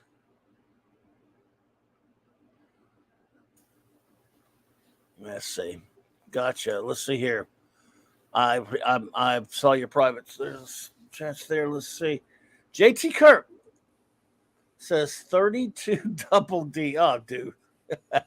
That's about the size of them. They're magnificent, aren't they? Yeah, they are. But they're not for a 16-year-old boy who just happens to look between 12 and 14. They're not, but the 16-year-old boy doesn't understand that. The father should. That's what Jake likes, but too old to be believable. The Jem'Hadar baby thing is rubbish. The caloric needs of an organism to grow that fast would be impossible to obtain through food. Yeah. Well, that's why it's science fiction, but I hear you. But that's why science fiction people are like, throw me a bone, throw in one sentence about how it has some sort of. I'm with you. Yeah. You know, science people, science. I'm with you. Of course, they didn't know what it was. It's true. When they got it. And there's another thing. How that thing ended up on that ship? Oh, well, anyway. It's got to have a little bit of American Werewolf in London. Otherwise, you lose Chris Persia, you lose JT Kirk, and you lose me. You know good and well you were covering your eyes in that scene in American Werewolf in London. Oh, I didn't watch it. I just listened. Actually, the first time around, I had to mute it. I love that movie, though. It was great. That's a solid episode which touches upon father and son dynamic issues and has wonderful chemistry between Kira and Odo. Well done. B for J.D. Lewis. Thank you so much, sir. I hear you, Michael Beacom. I'm there with you, sweetheart. There Wolfie. are a lot of pure science fiction people here. I love you, Michael Beacom. Keep those comments coming in that wonderful text. I appreciate you more than you could ever know. Thank you so much, Beacoms. Indeed. Wolfie says, rating B+. Love it. Takes the genetic engineering to an entirely new level. The acting by these kids to bring this character to live to life, I think he means, are great. That's 1 of 4. Okay. I hear you, Wolfie. Hang on a second here. We learn that the Jem'Hadar are genetically created to require a drug. This reminded me of Q showing the future human armies controlled by drugs. Yeah, I got you from Encounter at Farpoint. Tons of good Odo stuff here. I really like the idea that he uses his quarters in his way, assuming forms in the room and exploring his species' abilities. Hang on a second. We'll find your next one there. Dokie. I almost forgot Jake's play Dumjot. Play Dumjot, human. You talk and you talk, but you have no grandma. That is a very good joke. And I do have to say, does anyone here ever say Domjot and not say it in Nausicaan? Because I can only say, I can only say Domjot as like when I hear it, all I hear is Nausicaan. That's all I hear. Anyway, sorry. No problem. Kal-El says A-. This was a really good episode overall. It was really interesting to see how a Jem'Hadar develops from birth to adulthood and how the genetic programming by the Dominion affects that development. Hang on, let's see. I really enjoy the interaction between Odo and the young Jem'Hadar. It was very poignant at the end when Odo had to concede to Kira that she was right in her skepticism in his attempt to change the young Jem'Hadar. Sisko's decision to back down and let the Jem'Hadar go for the safety of those on the station, as well as his willingness to deal with the consequences. Hang on. We got to find the next one.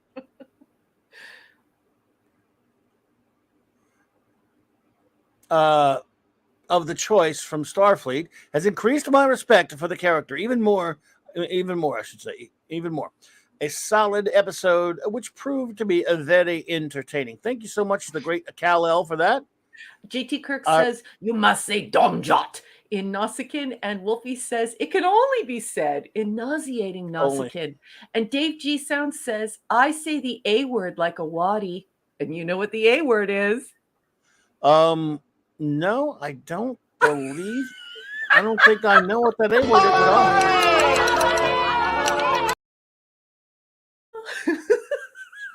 That was perfect, boss. I've never heard it. That was perfect. I love you. That was perfection. Never heard it before. The great Lord Thoth says C+. This was an okay episode with some great acting from classically trained actors. A deep dive on the Jem'Hadar, which I enjoyed. A lot of filler, though. Mm-hmm. I'm with you on there, brother. The Catman, a.k.a. D.D. Myers, says, Clobby, I give it a solid B. Loved the father and son, but thought girl Jake is with just doesn't work. Yeah. But did enjoy the episode very much. Yay. There we go. Phantom Outsidra says, B. So the founders are running a Jem'Hadar puppy mill. Sure, they're cute when they're young, but they grow up so fast and are angry and cranky. That tends to occur when you are breeding drug-dependent. Hang on, Phantom. I got to find your next one.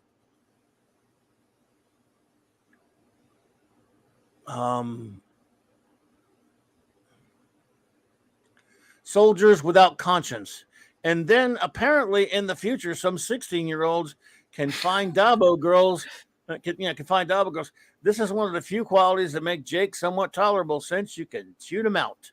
Yeah, he's not Wesley or anything. Excuse me. That's for sure. They need to make sure, though. They need to make sure. Yeah. Oh, yeah. Let's see here. Pleasant Valley Picker says 6. We're going to start, 6, man, dude. B+. I may start with a 5 limit soon, or 4 limit soon, so we can get things done quicker. Well, if you call it boss, Chris and Eric, they always enforce it. So no, I haven't done it yet, but I'm thinking about doing that just for time purposes, folks, and because it's not anyone's fault but my own, because we got a lot more reviews than we used to get. That's right. B+. Nice start with Jake and Marta. Quark buying junk and getting a baby gets the A story going nicely. A Jem'Hadar to deal with forces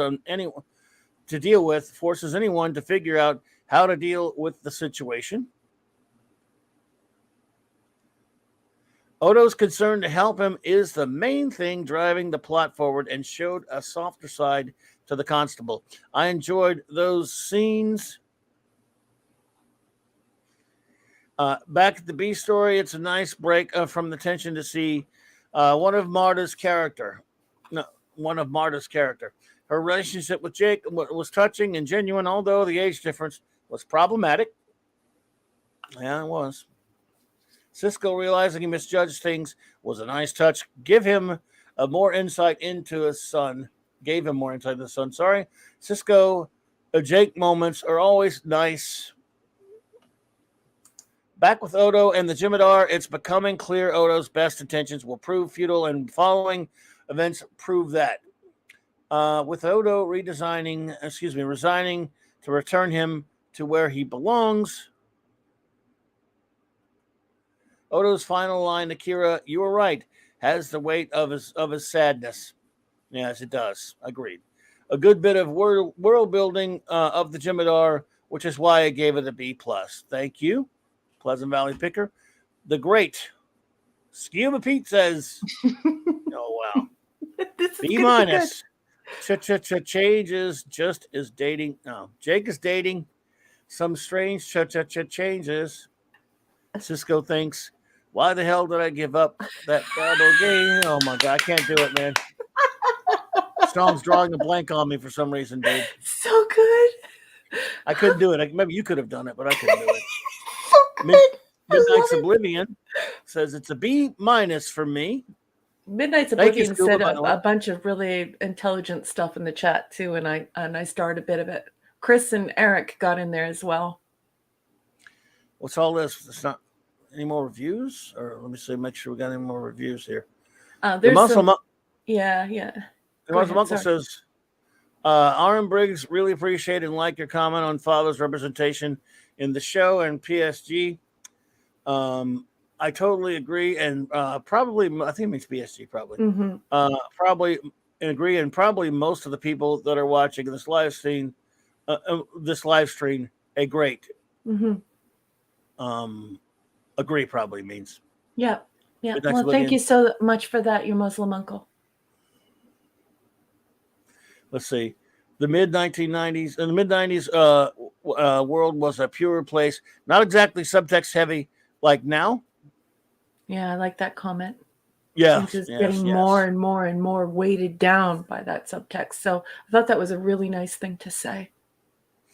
Michelle O'Rourke Johansson says, "May I take a minute to thank the Clobberin and Raquel? Honestly, you're the first people on YouTube to treat me like I am part of your rather of you all rather than immigrant girl. Oh well, we treat everyone like they're friends here because we believe everyone is our friend, and we're happy to have you here. And my first go, Rabamath. What's that? Or is it Rabamath? This is Irish Gaelic. Okay, go for it. I can't read it. I can't. I'm terrible at pronouncing Irish Gaelic. I might be Irish, like 100% Irish, but I can't read it. You know who can read it? Hungry Boy. Who? Hungry Boy. Yeah. Well, he's not here. I mean, he's not. I wish he was on with us. So, Michelle, I can't really. I would mangle that terribly, and I don't want to do it, my dear. But thank you. We put it up there on the screen there for you. But I don't exactly know how to pronounce it. I'm so sorry. I'm just an imbecile that way. But thank you. But she says, here's the translation though. Translated says, "Thank you and I love you all." Well, thank you so much. Love right back to you, dear. Thank you so much, and we're grateful to have you with us. Thank you. Let's see here. I love this. This is great. Michael at ED says, "You are so right. Didn't have the room to add it in the review, but page 180, it was very deliberately racial stereotypes." Interesting. Yes, that's why that text is so important. Yeah. Eric K says, "Why didn't they just use the transporter to AIDS?"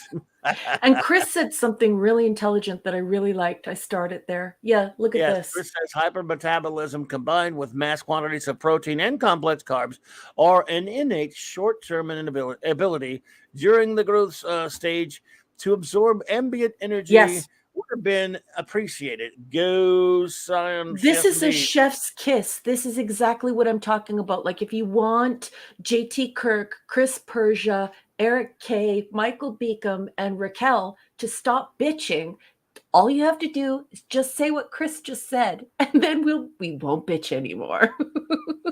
It's a fair cup. Phantom Outsider says, "And just look at the Dabo girl. Is Jake annoying as Wesley with that girl next to him? Very much less so." Agreed. The Jemadar air may be well may as well be the leader's pink Gumby things Hulk used to fight. The leader, he means the Hulk villain, the leader. Yeah. And his Gumby thing. So he's referring to a Hulk villain, the leader. The problem is they were trying to humanize creatures that aren't human and don't want to be a completely different culture than we know, and trying to say they're just like us just doesn't work. Indeedishness. So we're ready for our next episode. Let's do it. We're ready for our next episode, my friends. Dave G Sound calls it them the Gem Had Hair. That is pretty cute. Hungry Boy says Gem Ha Der. Our next episode, folks, is Civil Defense. Civil Defense. This is season 3. It's episode 7, and it's prod code 453. If you're following along in a text, or your numbers are all messed up because this is an international show with international streaming. We all watched this for the very first time on November 7th, 1994. Let's stay copyright compliant, shall we? I'm going to be reading extemporaneously. That's right. This is a totally organic show. I have not pre-read it. I'm going to be reading from Wikipedia. This is, the public generated plot summary for this episode, and then we'll get into it and talk about it. Let's go.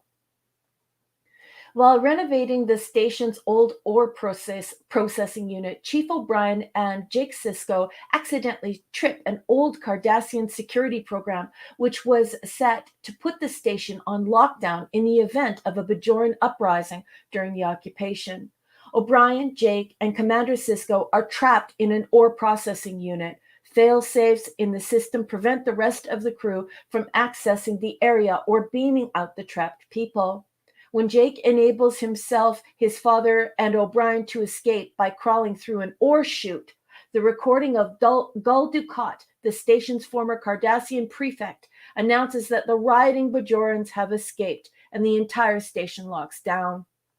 Major Kira, Dr. Bashir, and Lieutenant Dax are trapped in the operations center. Security Chief Odo is dismayed to find himself locked in his office with Quark. As the crew works to lift the lockdown program, another failsafe is tripped. The Dukat recording warns the crew that the whole habitat ring will soon be flooded with poisonous gas. Cardassian ex-spy Garrick advises the crew to shut off the life support system, which will prevent the release of the poison gas. When they do so, the Dukat program announces that the station will self-destruct in 2 hours. When Garrick tries to hack into the computer, impersonating Gul Dukat's credentials, yet another failsafe constructs the disruptor that fires random blasts around ops, requiring the crew to take shelter. Suddenly, the real Dukat beams into ops. He teases the crew about their predicament before deactivating the disruptor. Dukat attempts to use his leverage to get Major Kira to agree to having a Cardassian garrison placed on the station, but she refuses. Dukat is prevented from beaming away by a new security program designed to prevent Dukat from abandoning his post during a worker revolt. Now, no one, not even Dukat, will be allowed to leave the area before the self-destruct. O'Brien and Sisko and the Siskos have managed to blast their way out of the ore processing unit by detonating leftover ore. From ops, Dax manages to shut down the force field set up in all the station's halls.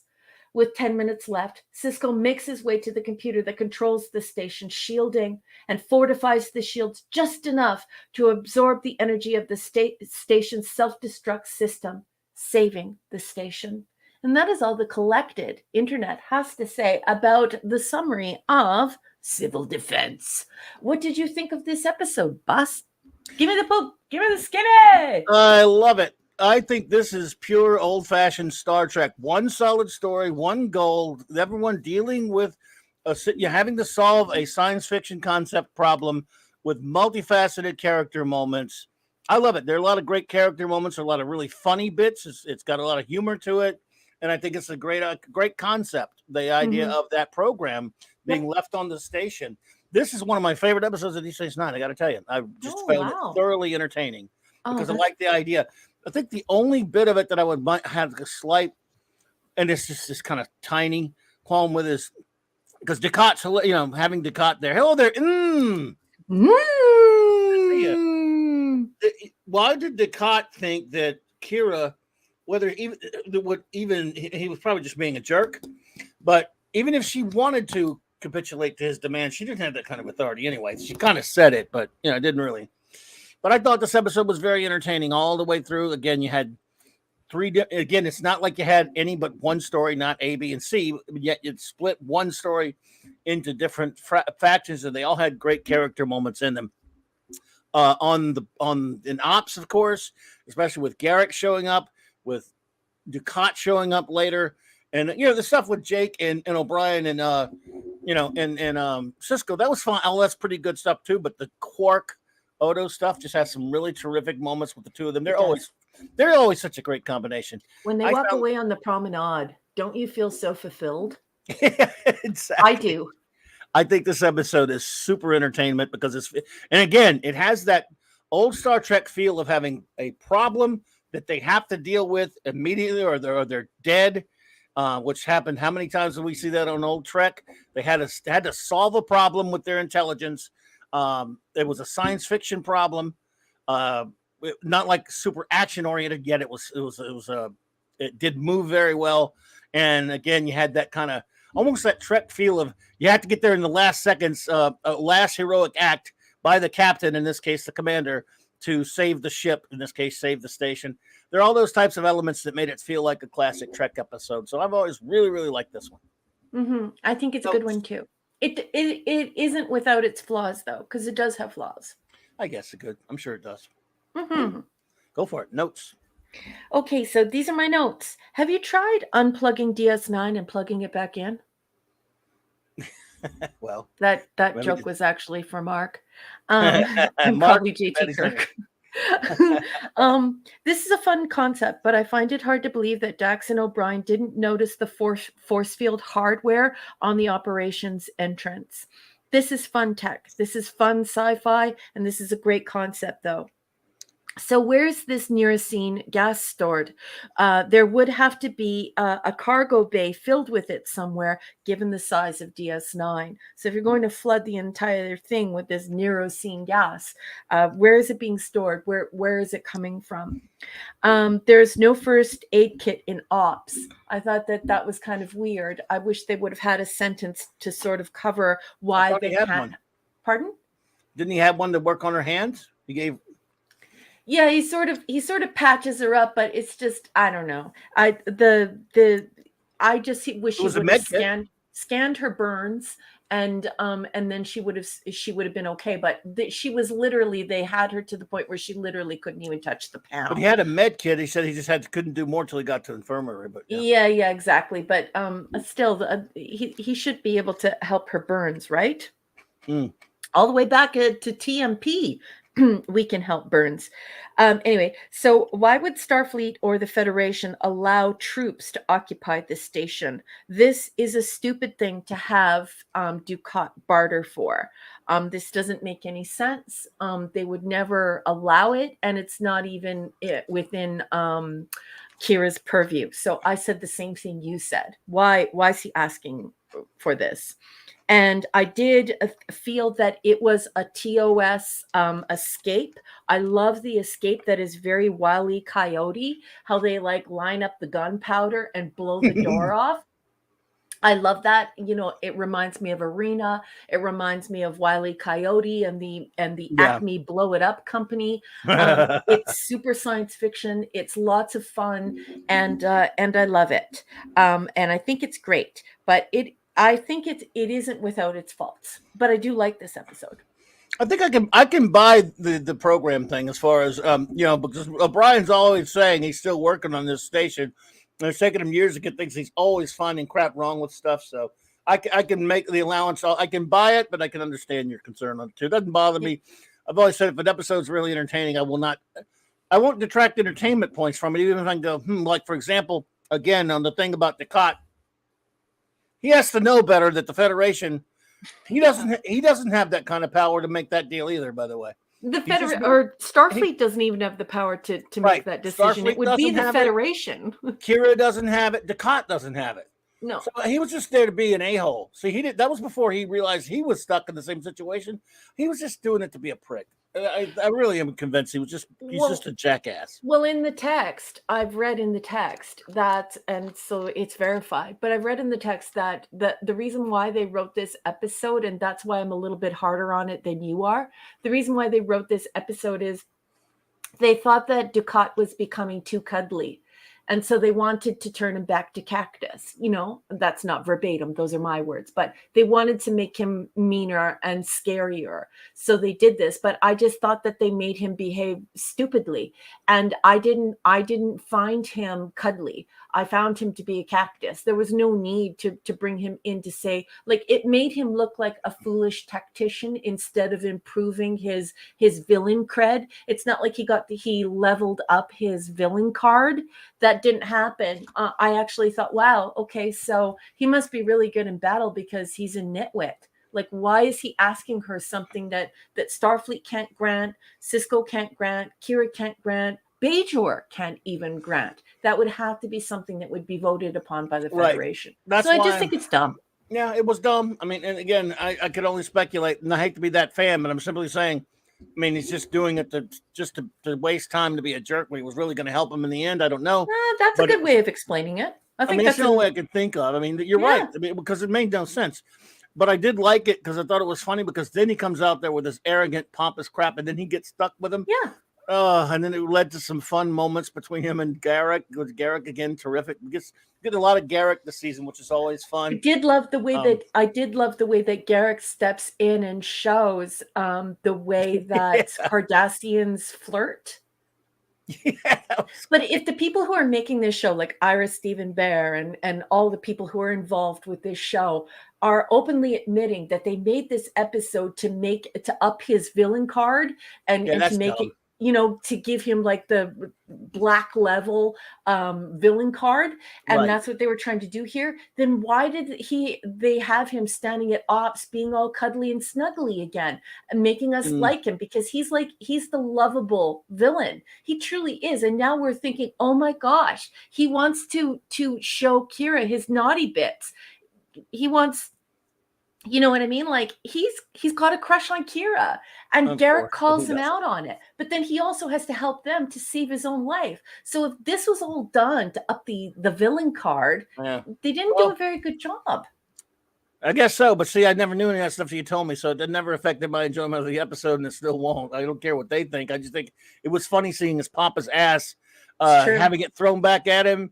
And it was funny with him and Garrick, and I just found I love some of the stuff with Odo and Quark in there. When it's really some of the best character stuff between those two ever done, because when Odo actually takes pity on Quark and tries to says some things to make him feel better, and then Quark does the same for him.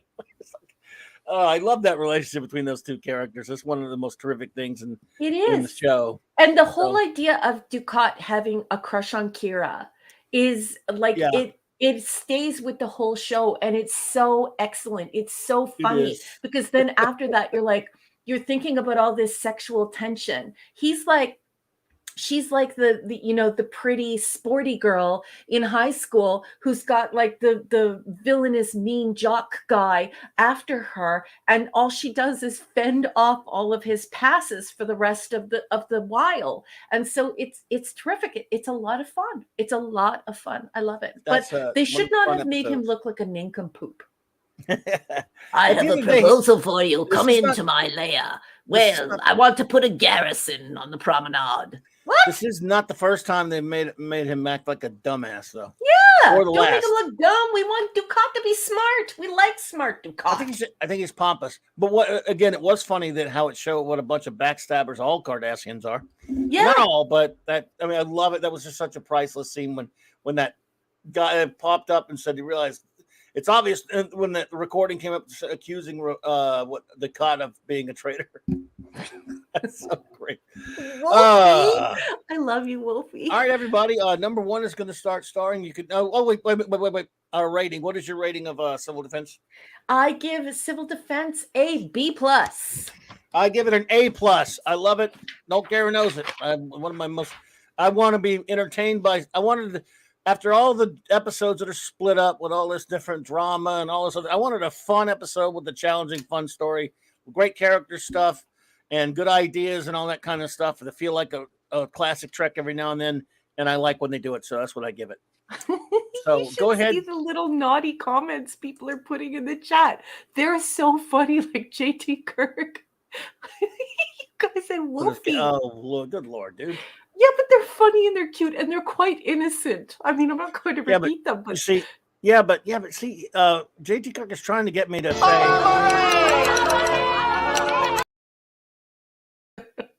maximum redstone. I got it, Max. It's on the way. So if you will start starring our friends' ratings and reviews, I will bring us some Max Redstone entertainment. Okay, boss, go ahead. All righty, folks. Here we go. Hang on one second. Let me see here. All right. Ladies and gentlemen, civil defense by the great Max Redstone. Murder, betrayal, and backstabbing. This is what makes up Goldicott's brain. But it seems he has left some malicious software that has driven DS9 quite insane. Hungry to settle the score, he plans to reclaim Terragnor until Ducat is betrayed by the master in Nabrantane. Sorry, I messed up the last name there, but that's great stuff, Max Redstone. That's Big hand. excellent stuff, Max. And everyone, Yes. please welcome Keely Chow. Big Roll hand. Tide. Roll Tide, Keely Chow. Good to see you. A big hand to the great Max Redstone, folks. Yeah, that was great. That was terrific, actually. Well done as always, sir. Thank I'm you going to go so back much. on mute because nobody needs to hear all the clicking. We're good. Okay, well, I will start reading these as you start them. Or reading them before you start them. Okay. Midnight's Oblivion says A here. Thank you so much. He gives it an A. The great Michael Beacom says A-. Who knew Irwin Allen wrote a DS9 script? I like it. The Towering Inferno. The Towering Inferno station. Seriously, though, a very enjoyable romp for me. Page 184. Non-visitor hated any hint of something between Kira and Ducat. She notes that if Ducat wanted her in previous years when Cardassians ruled, he would have had her regardless. So it shouldn't be seen as a cute moment. Nana said Ducat would. What happened? That's the stupid thing. It's doing it on it. It does this sometimes where the chat jumps. And so when I go to click on it, it actually clicks on the one underneath it and puts it on the marquee. I'm sorry. It does that sometimes. It's the StreamYard. I'm sorry, boss. That's all right. No problem. One of her previous years, Cardassians ruled, he would have had her regardless. So it shouldn't be seen as a cute moment. Nana said Ducat would be okay. H to Kira would be H to Kira. Okay, I'm not sure. I can't tell. I know I'm not supposed to read that word. Apparently, would be to Kira. Hang on a second. Let me find the next one, Michael. I know you got one somewhere in here. That's all we got. Yep. I think you had a 1 of 2 and a 2 of 2. Oh, okay. I thought there was more. There might be. Let me go check. Let me know if you see any more. I forgot that number. I already got rid of it. No, the second one is 2 of 2. Okay, yeah, sorry. It's 1 of 2 and 2. Thank you, Michael. My bad. All right, buddy. Thank you. Thank you, buddy. JT says, A, exciting. The final twist against Goldicat makes me laugh every rewatch. My only gripe, O'Brien says the program had no name. All stored files must have names. Get a computer expert, writers. It's true. And guess who just walked through the door and sent you a gift? Who? One of my favorite people. Gary Ambrosia is here. Oh, my goodness. Gary Ambrosia, my friend. Go look at the gift he sent you. Always honored to have you. Thank you so much. Thank you so much, my friend. He says, for the $5 super chat, he says, Hail Clobbering Times, Mark D. the Great Bird, and the lovely and charming superior intellect known as R.M. Briggs. I love Hail you. Star Trek. Clobber on. You clobber on as well, my friend. Thank you so much for that. You are too kind, my friend. The great. Yeah, and please go and support Gary Ambrosia. His wife, she runs a wonderful bunny rabbit rescue, and she is a sweetheart of a human being. What a beautiful person she is. And Gary, he's on with Doomcock. He's got a wonderful Twitter handle. You have to please go and support Gary and just support the Ambrosias because they're a beautiful couple, just really, really nice people. And I love you guys. Mwah, mwah, mwah. Thank you so much for being here. Absolutely. Thank you so much, Gary. Always honored to have you pop in, my friend. Thank you. And hello to the great Narada Naxamandabear, our good friend popped in. Hey, hello. Kal-El says, excuse me, A, this episode clearly demonstrates why you shouldn't just randomly delete files on a system that you're just learning about. Anyone with a computer in the century in this century can vouch for that, advice. Yeah. Even me, who knows zilch nothing about computer, because I do a computer.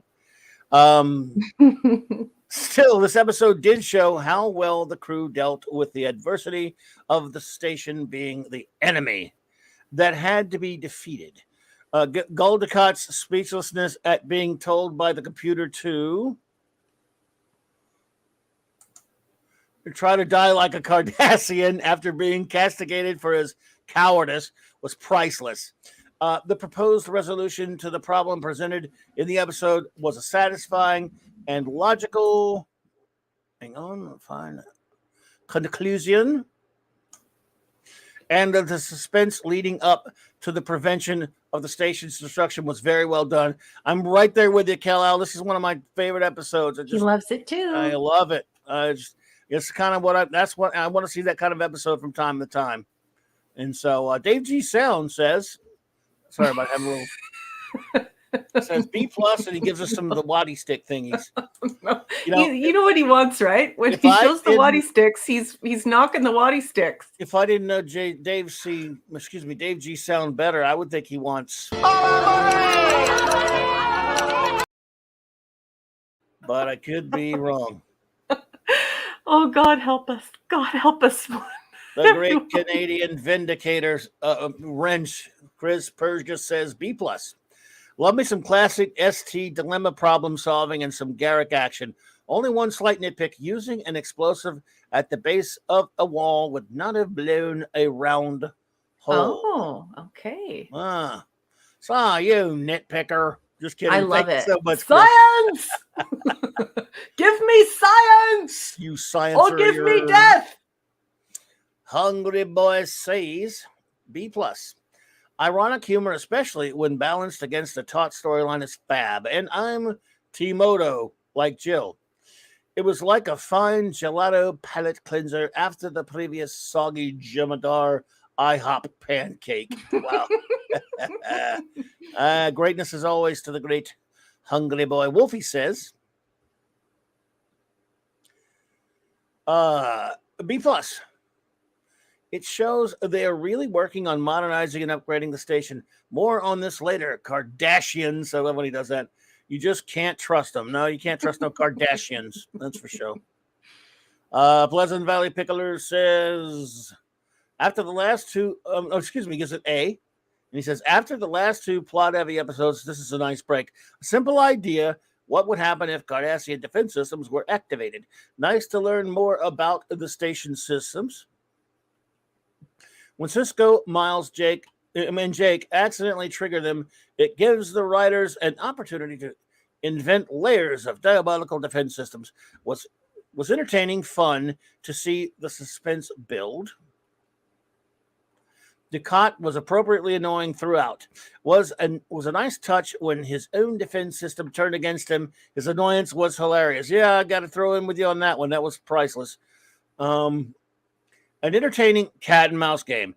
Some nice moments between Cisco and Jake, and of course, a bit of Miles suffering. Yeah, he always has to suffer. Nice Odo Quark banter too. A simple but fun episode. I concur. Thank you so much, PvP. A B+ from the great Bronze Wrencher Eric K. Thank you, buddy.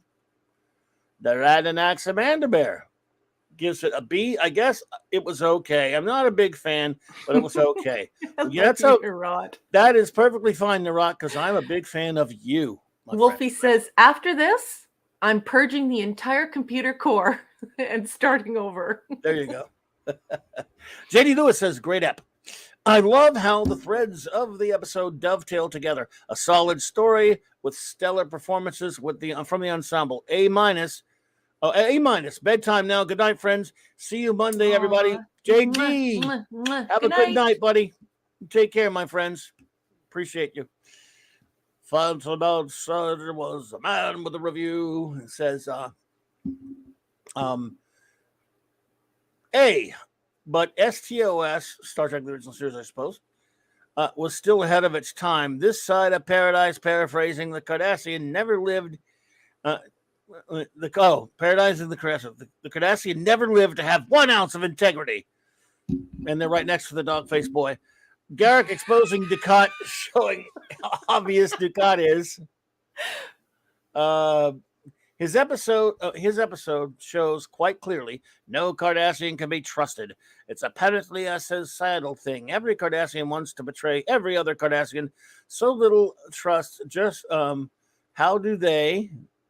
Hang on, Phantom. Let me find your other one. All right, hang on. How can they even have a stable society keeping track of the cutlery on the planet? On the planet is a full-time job to make sure those knives aren't in your back. Yes, sir. Okay, Agreed, boss. sir. What? I just started something. Yeah, please put this up. I'm sorry. It's Says, not- why does O'Brien have to struggle? His wife is punishment enough. Oh, you're just not nice. It's almost as if, Miles. no, don't do it. I'll play it if you do that again. No, don't. Will kill me. But I No, agree. I'll play His that wife if you is really want me punishment to. enough. And to call him Scuba Pete. Hey, thank you for calling Starfleet IT. Thank you for calling Starfleet IT. Your call is very important to us and will be answered in the order received. Thank you. That's the same thing I thought. Have you unplugged it and plugged it back in? Thank you so much, buddy. Appreciate you, Scuba Pete. And finally, the great enigmatic Drop Buried. He says, B+. I like this episode, but it seems misplaced. It seems as though it should have been a first season episode. That's kind of, you know, sometimes when I would think back on this episode, I was kind of the same way you did. I would think of it and go, I'm going to watch that one again. And I would go look to the first season, like instinctively, go, oh, wow, it was third? Weird. Because that's a very good point. Yeah, it's very insightful, isn't it? I still love it, but I mean, that is a good point. Yeah. A first season episode where the crew were still dealing with the remnants of Cardassian occupation. I definitely see where you're coming from on that. It had a good heart with many laughs. Ducat and Garrick trading insults. Odo reeling off names of Ferengi more devious than Quark. The sound of creaking leather as Ducat moved about ops. Yes. Yeah. Having said that, some of it was very strange, like the raw uridium ore and electricity masquerading as TNT and gunpowder. Yeah. What are we watching here? DS9 or Bonanza or MacGyver? Maybe, I don't know. Good perks. Well done, AD. And he says there was also a bit too much shoot it to disable it in this episode. Why not just turn off the life support system? Why do electronic locking systems need to be a shot to disable them? Yeah. Just blow the sitter up. You can't go turn it off. That's true. Well, Midnight's Oblivion, boss. Mm-hmm. I'm sorry to interrupt. Midnight's Oblivion. He's finished getting ready for work, so he's going to go out and grab some sushi, and then he's off to work. And he says, "See y'all around. Everybody, say goodnight to Midnight's Oblivion, please." Take care, Midnight's Oblivion. We appreciate you. Thank you so much. Have a good day at work. Indeed. So are we ready for our final episode of the Evening News? I think we are, boss. I think we are. All right. Well, let's see. Let's get that one ready. It is, of course, called Meridian. And while you're doing that, you take the con and I will go take some medicine. Okay. All right. Return in just a sec. Okay. So, folks, this one is Meridian. This is season 3, episode 8. And if you're looking around for it or you're following along in the reader, this is prod code 454. We all watched this for the very first time on November 14th, 1994. I'm going to be reading extemporaneously from Wikipedia, but don't worry, the user-generated crap content can't really screw up too badly here because we're only going to read the plot. We're only going to read the summary. And so here we go. While aboard the Defiant in the Gamma Quadrant, the DS9 crew is surprised to see a planet suddenly materialize right in front of them. The inhabitants of the planet invite the crew down for a visit. The planet is called Meridian, and it spends most of its time in another phase of existence, where its people exist only as consciousness, with no physical being. The planet is in this dimension for a very short time. In 12 days, it will disappear for 60 years. Each time it returns, the planet will have less time in this universe and eventually will stop reappearing. The crew offer to help stabilize the planet so it will not disappear forever. Jadzia Dax is distracted from her analysis of the problem by one of the Meridian people, a man named Doral. They have begun to fall in love. He tells her he will leave the planet and come with her instead of returning to the other phase. His people are not happy to hear this because they have a very small population and cannot lose a member. Does that sound familiar, folks? We're going to talk about that in a minute. To help them, Dax decides to stay on Meridian. She works quickly to find a way to alter her molecular structure. Yeah, you heard that right. To alter her molecular structure so she can help slip into the other dimension along with the planet and its people. She is also able to help the crew stabilize the planet enough so that although it will still shift phases, next time it will stay in this universe for 30 years. Time runs out, and Dax bids a tearful goodbye to her crewmates aboard the Defiant. She returns to Doral and waits for him to phase shift. As the planet begins to shimmer out of the universe, she is wrenched by force. Her body is not pulled out of the phase with Doral's. She is stuck between dimensions. The alternative factor. Yes, folks, I added that. Sorry, I'm going to keep on reading. And worse, is holding the entire planet there with her. Just like alternative factor. The only thing we're missing are the flat iron pubes. The crew beams her back to the ship, saving her life. Meridian slips safely into the other dimension. Dax returns to her bunk to be alone and begin the 60-year wait before she can again be with Doral. Meanwhile, a DS9 visitor called Tyron employs a Quark to make him a custom holosuite program. Bow chicka wow wow. I added that. Featuring a holographic Kira. Quark tries multiple times to get enough data on Kira to make the hologram and eventually breaks into secure files to accomplish this. Odo and Kira discover the security break and have a little fun at Quark's expense by altering the holographic Kira's head to that of Quark's. And that is all the collective internet has to say about Meridian. And so I throw it over to the boss. You're back. What did you think of this episode, boss? Oh boy, it's a mess.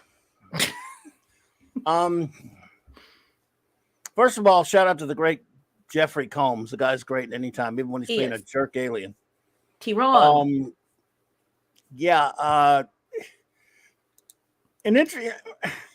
The idea probably could work if you had some good science fiction writers working on it, and because here's a slight pet peeve of mine, everyone. And by the way, Max, thank you. I didn't see your reviews of that other one.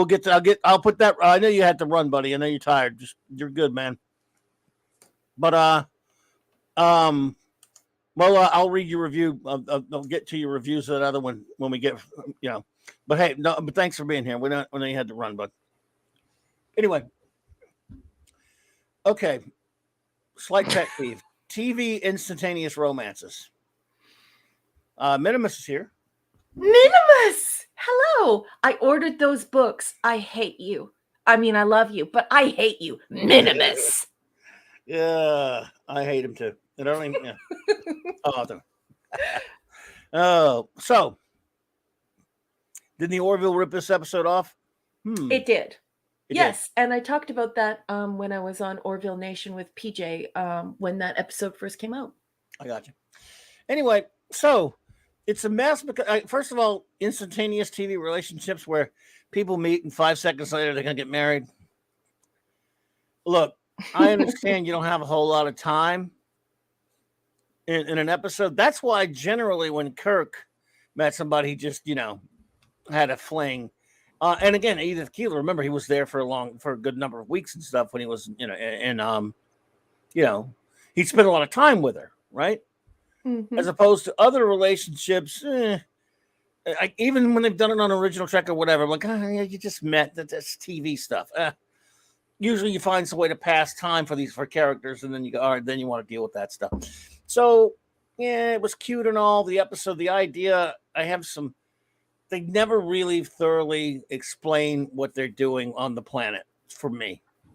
The stuff, the B plot on D Space Nine was, again, it's almost superfluous. It was there to fill up time because they didn't really know what they were doing with their A plot. That's all they were. That's the only reason that plot exists.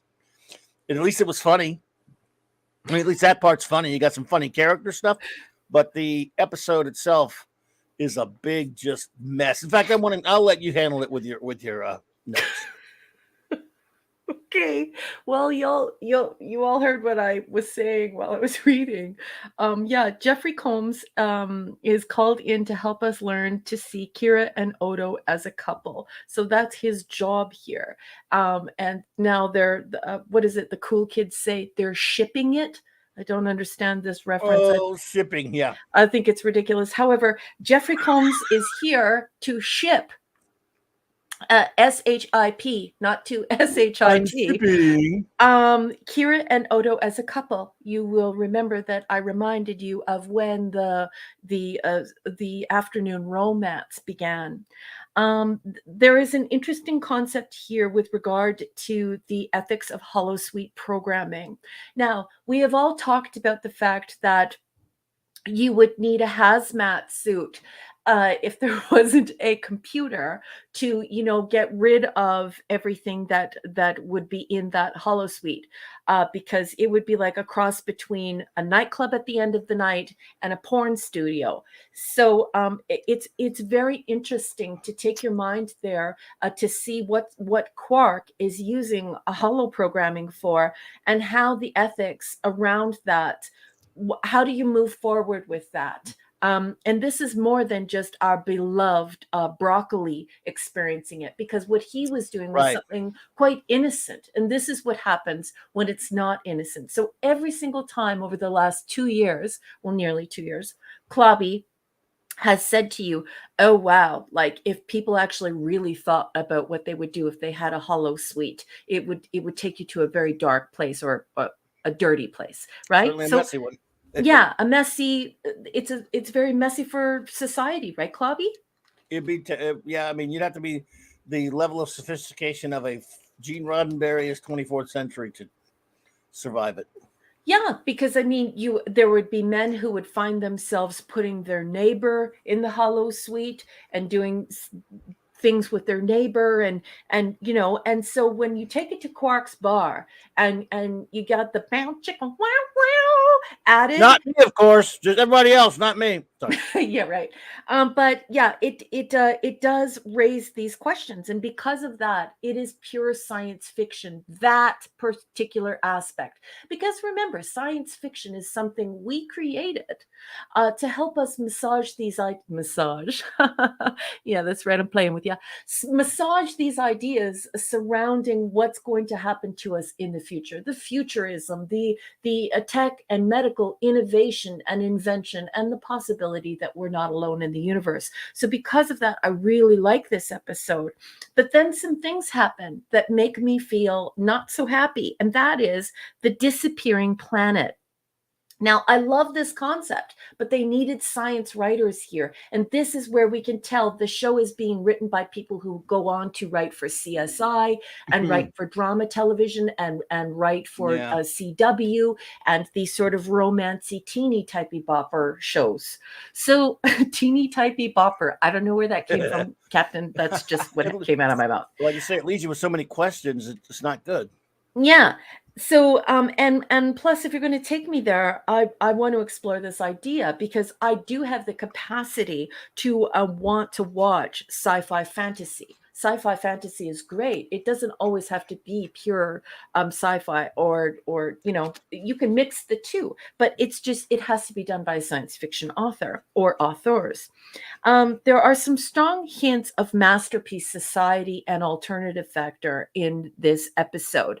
So we happen upon the planet. There's not much pretext. We're down on the planet. We suddenly Dax wants to throw away her entire life and marry this rando guy, and there aren't very many of them. They look quite inbred. You don't know, why is this happening? Is this Masterpiece Society? And then, of course, we have the horrible moment where we have the alternative factor where she gets stuck in another dimension.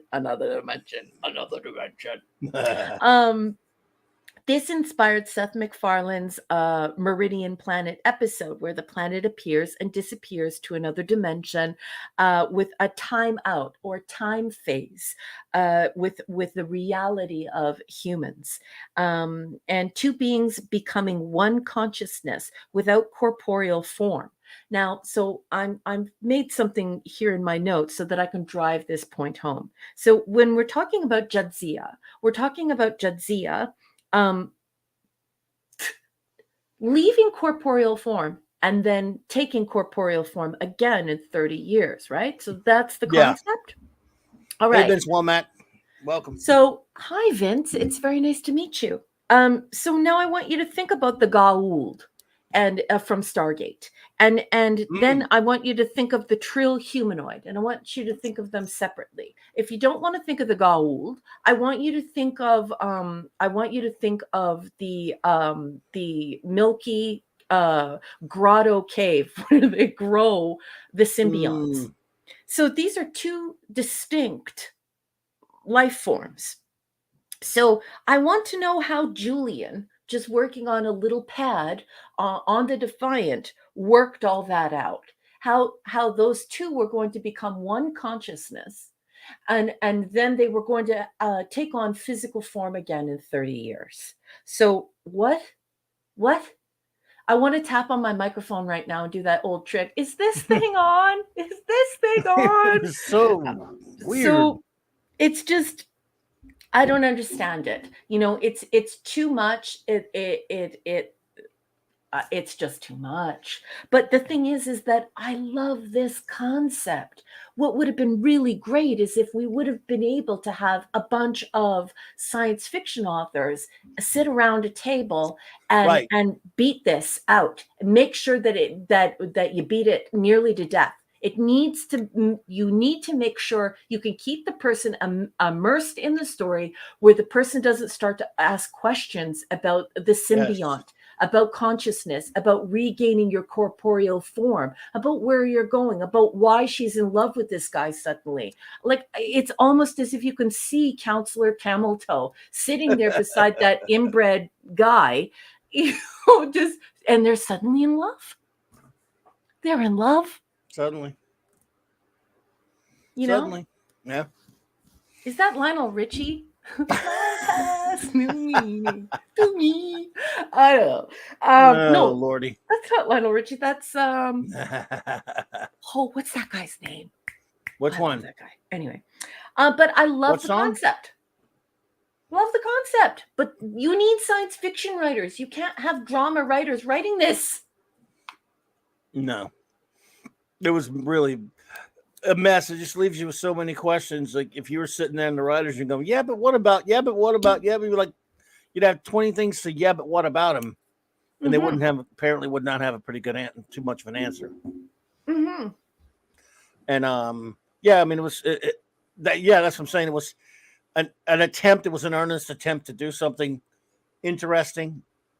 As far as the premise goes, you could say, yeah, the original series might try something like that, but it would be written by science fiction writers at that point, and be, even if it wouldn't be a good episode, it would at least make a lot more sense.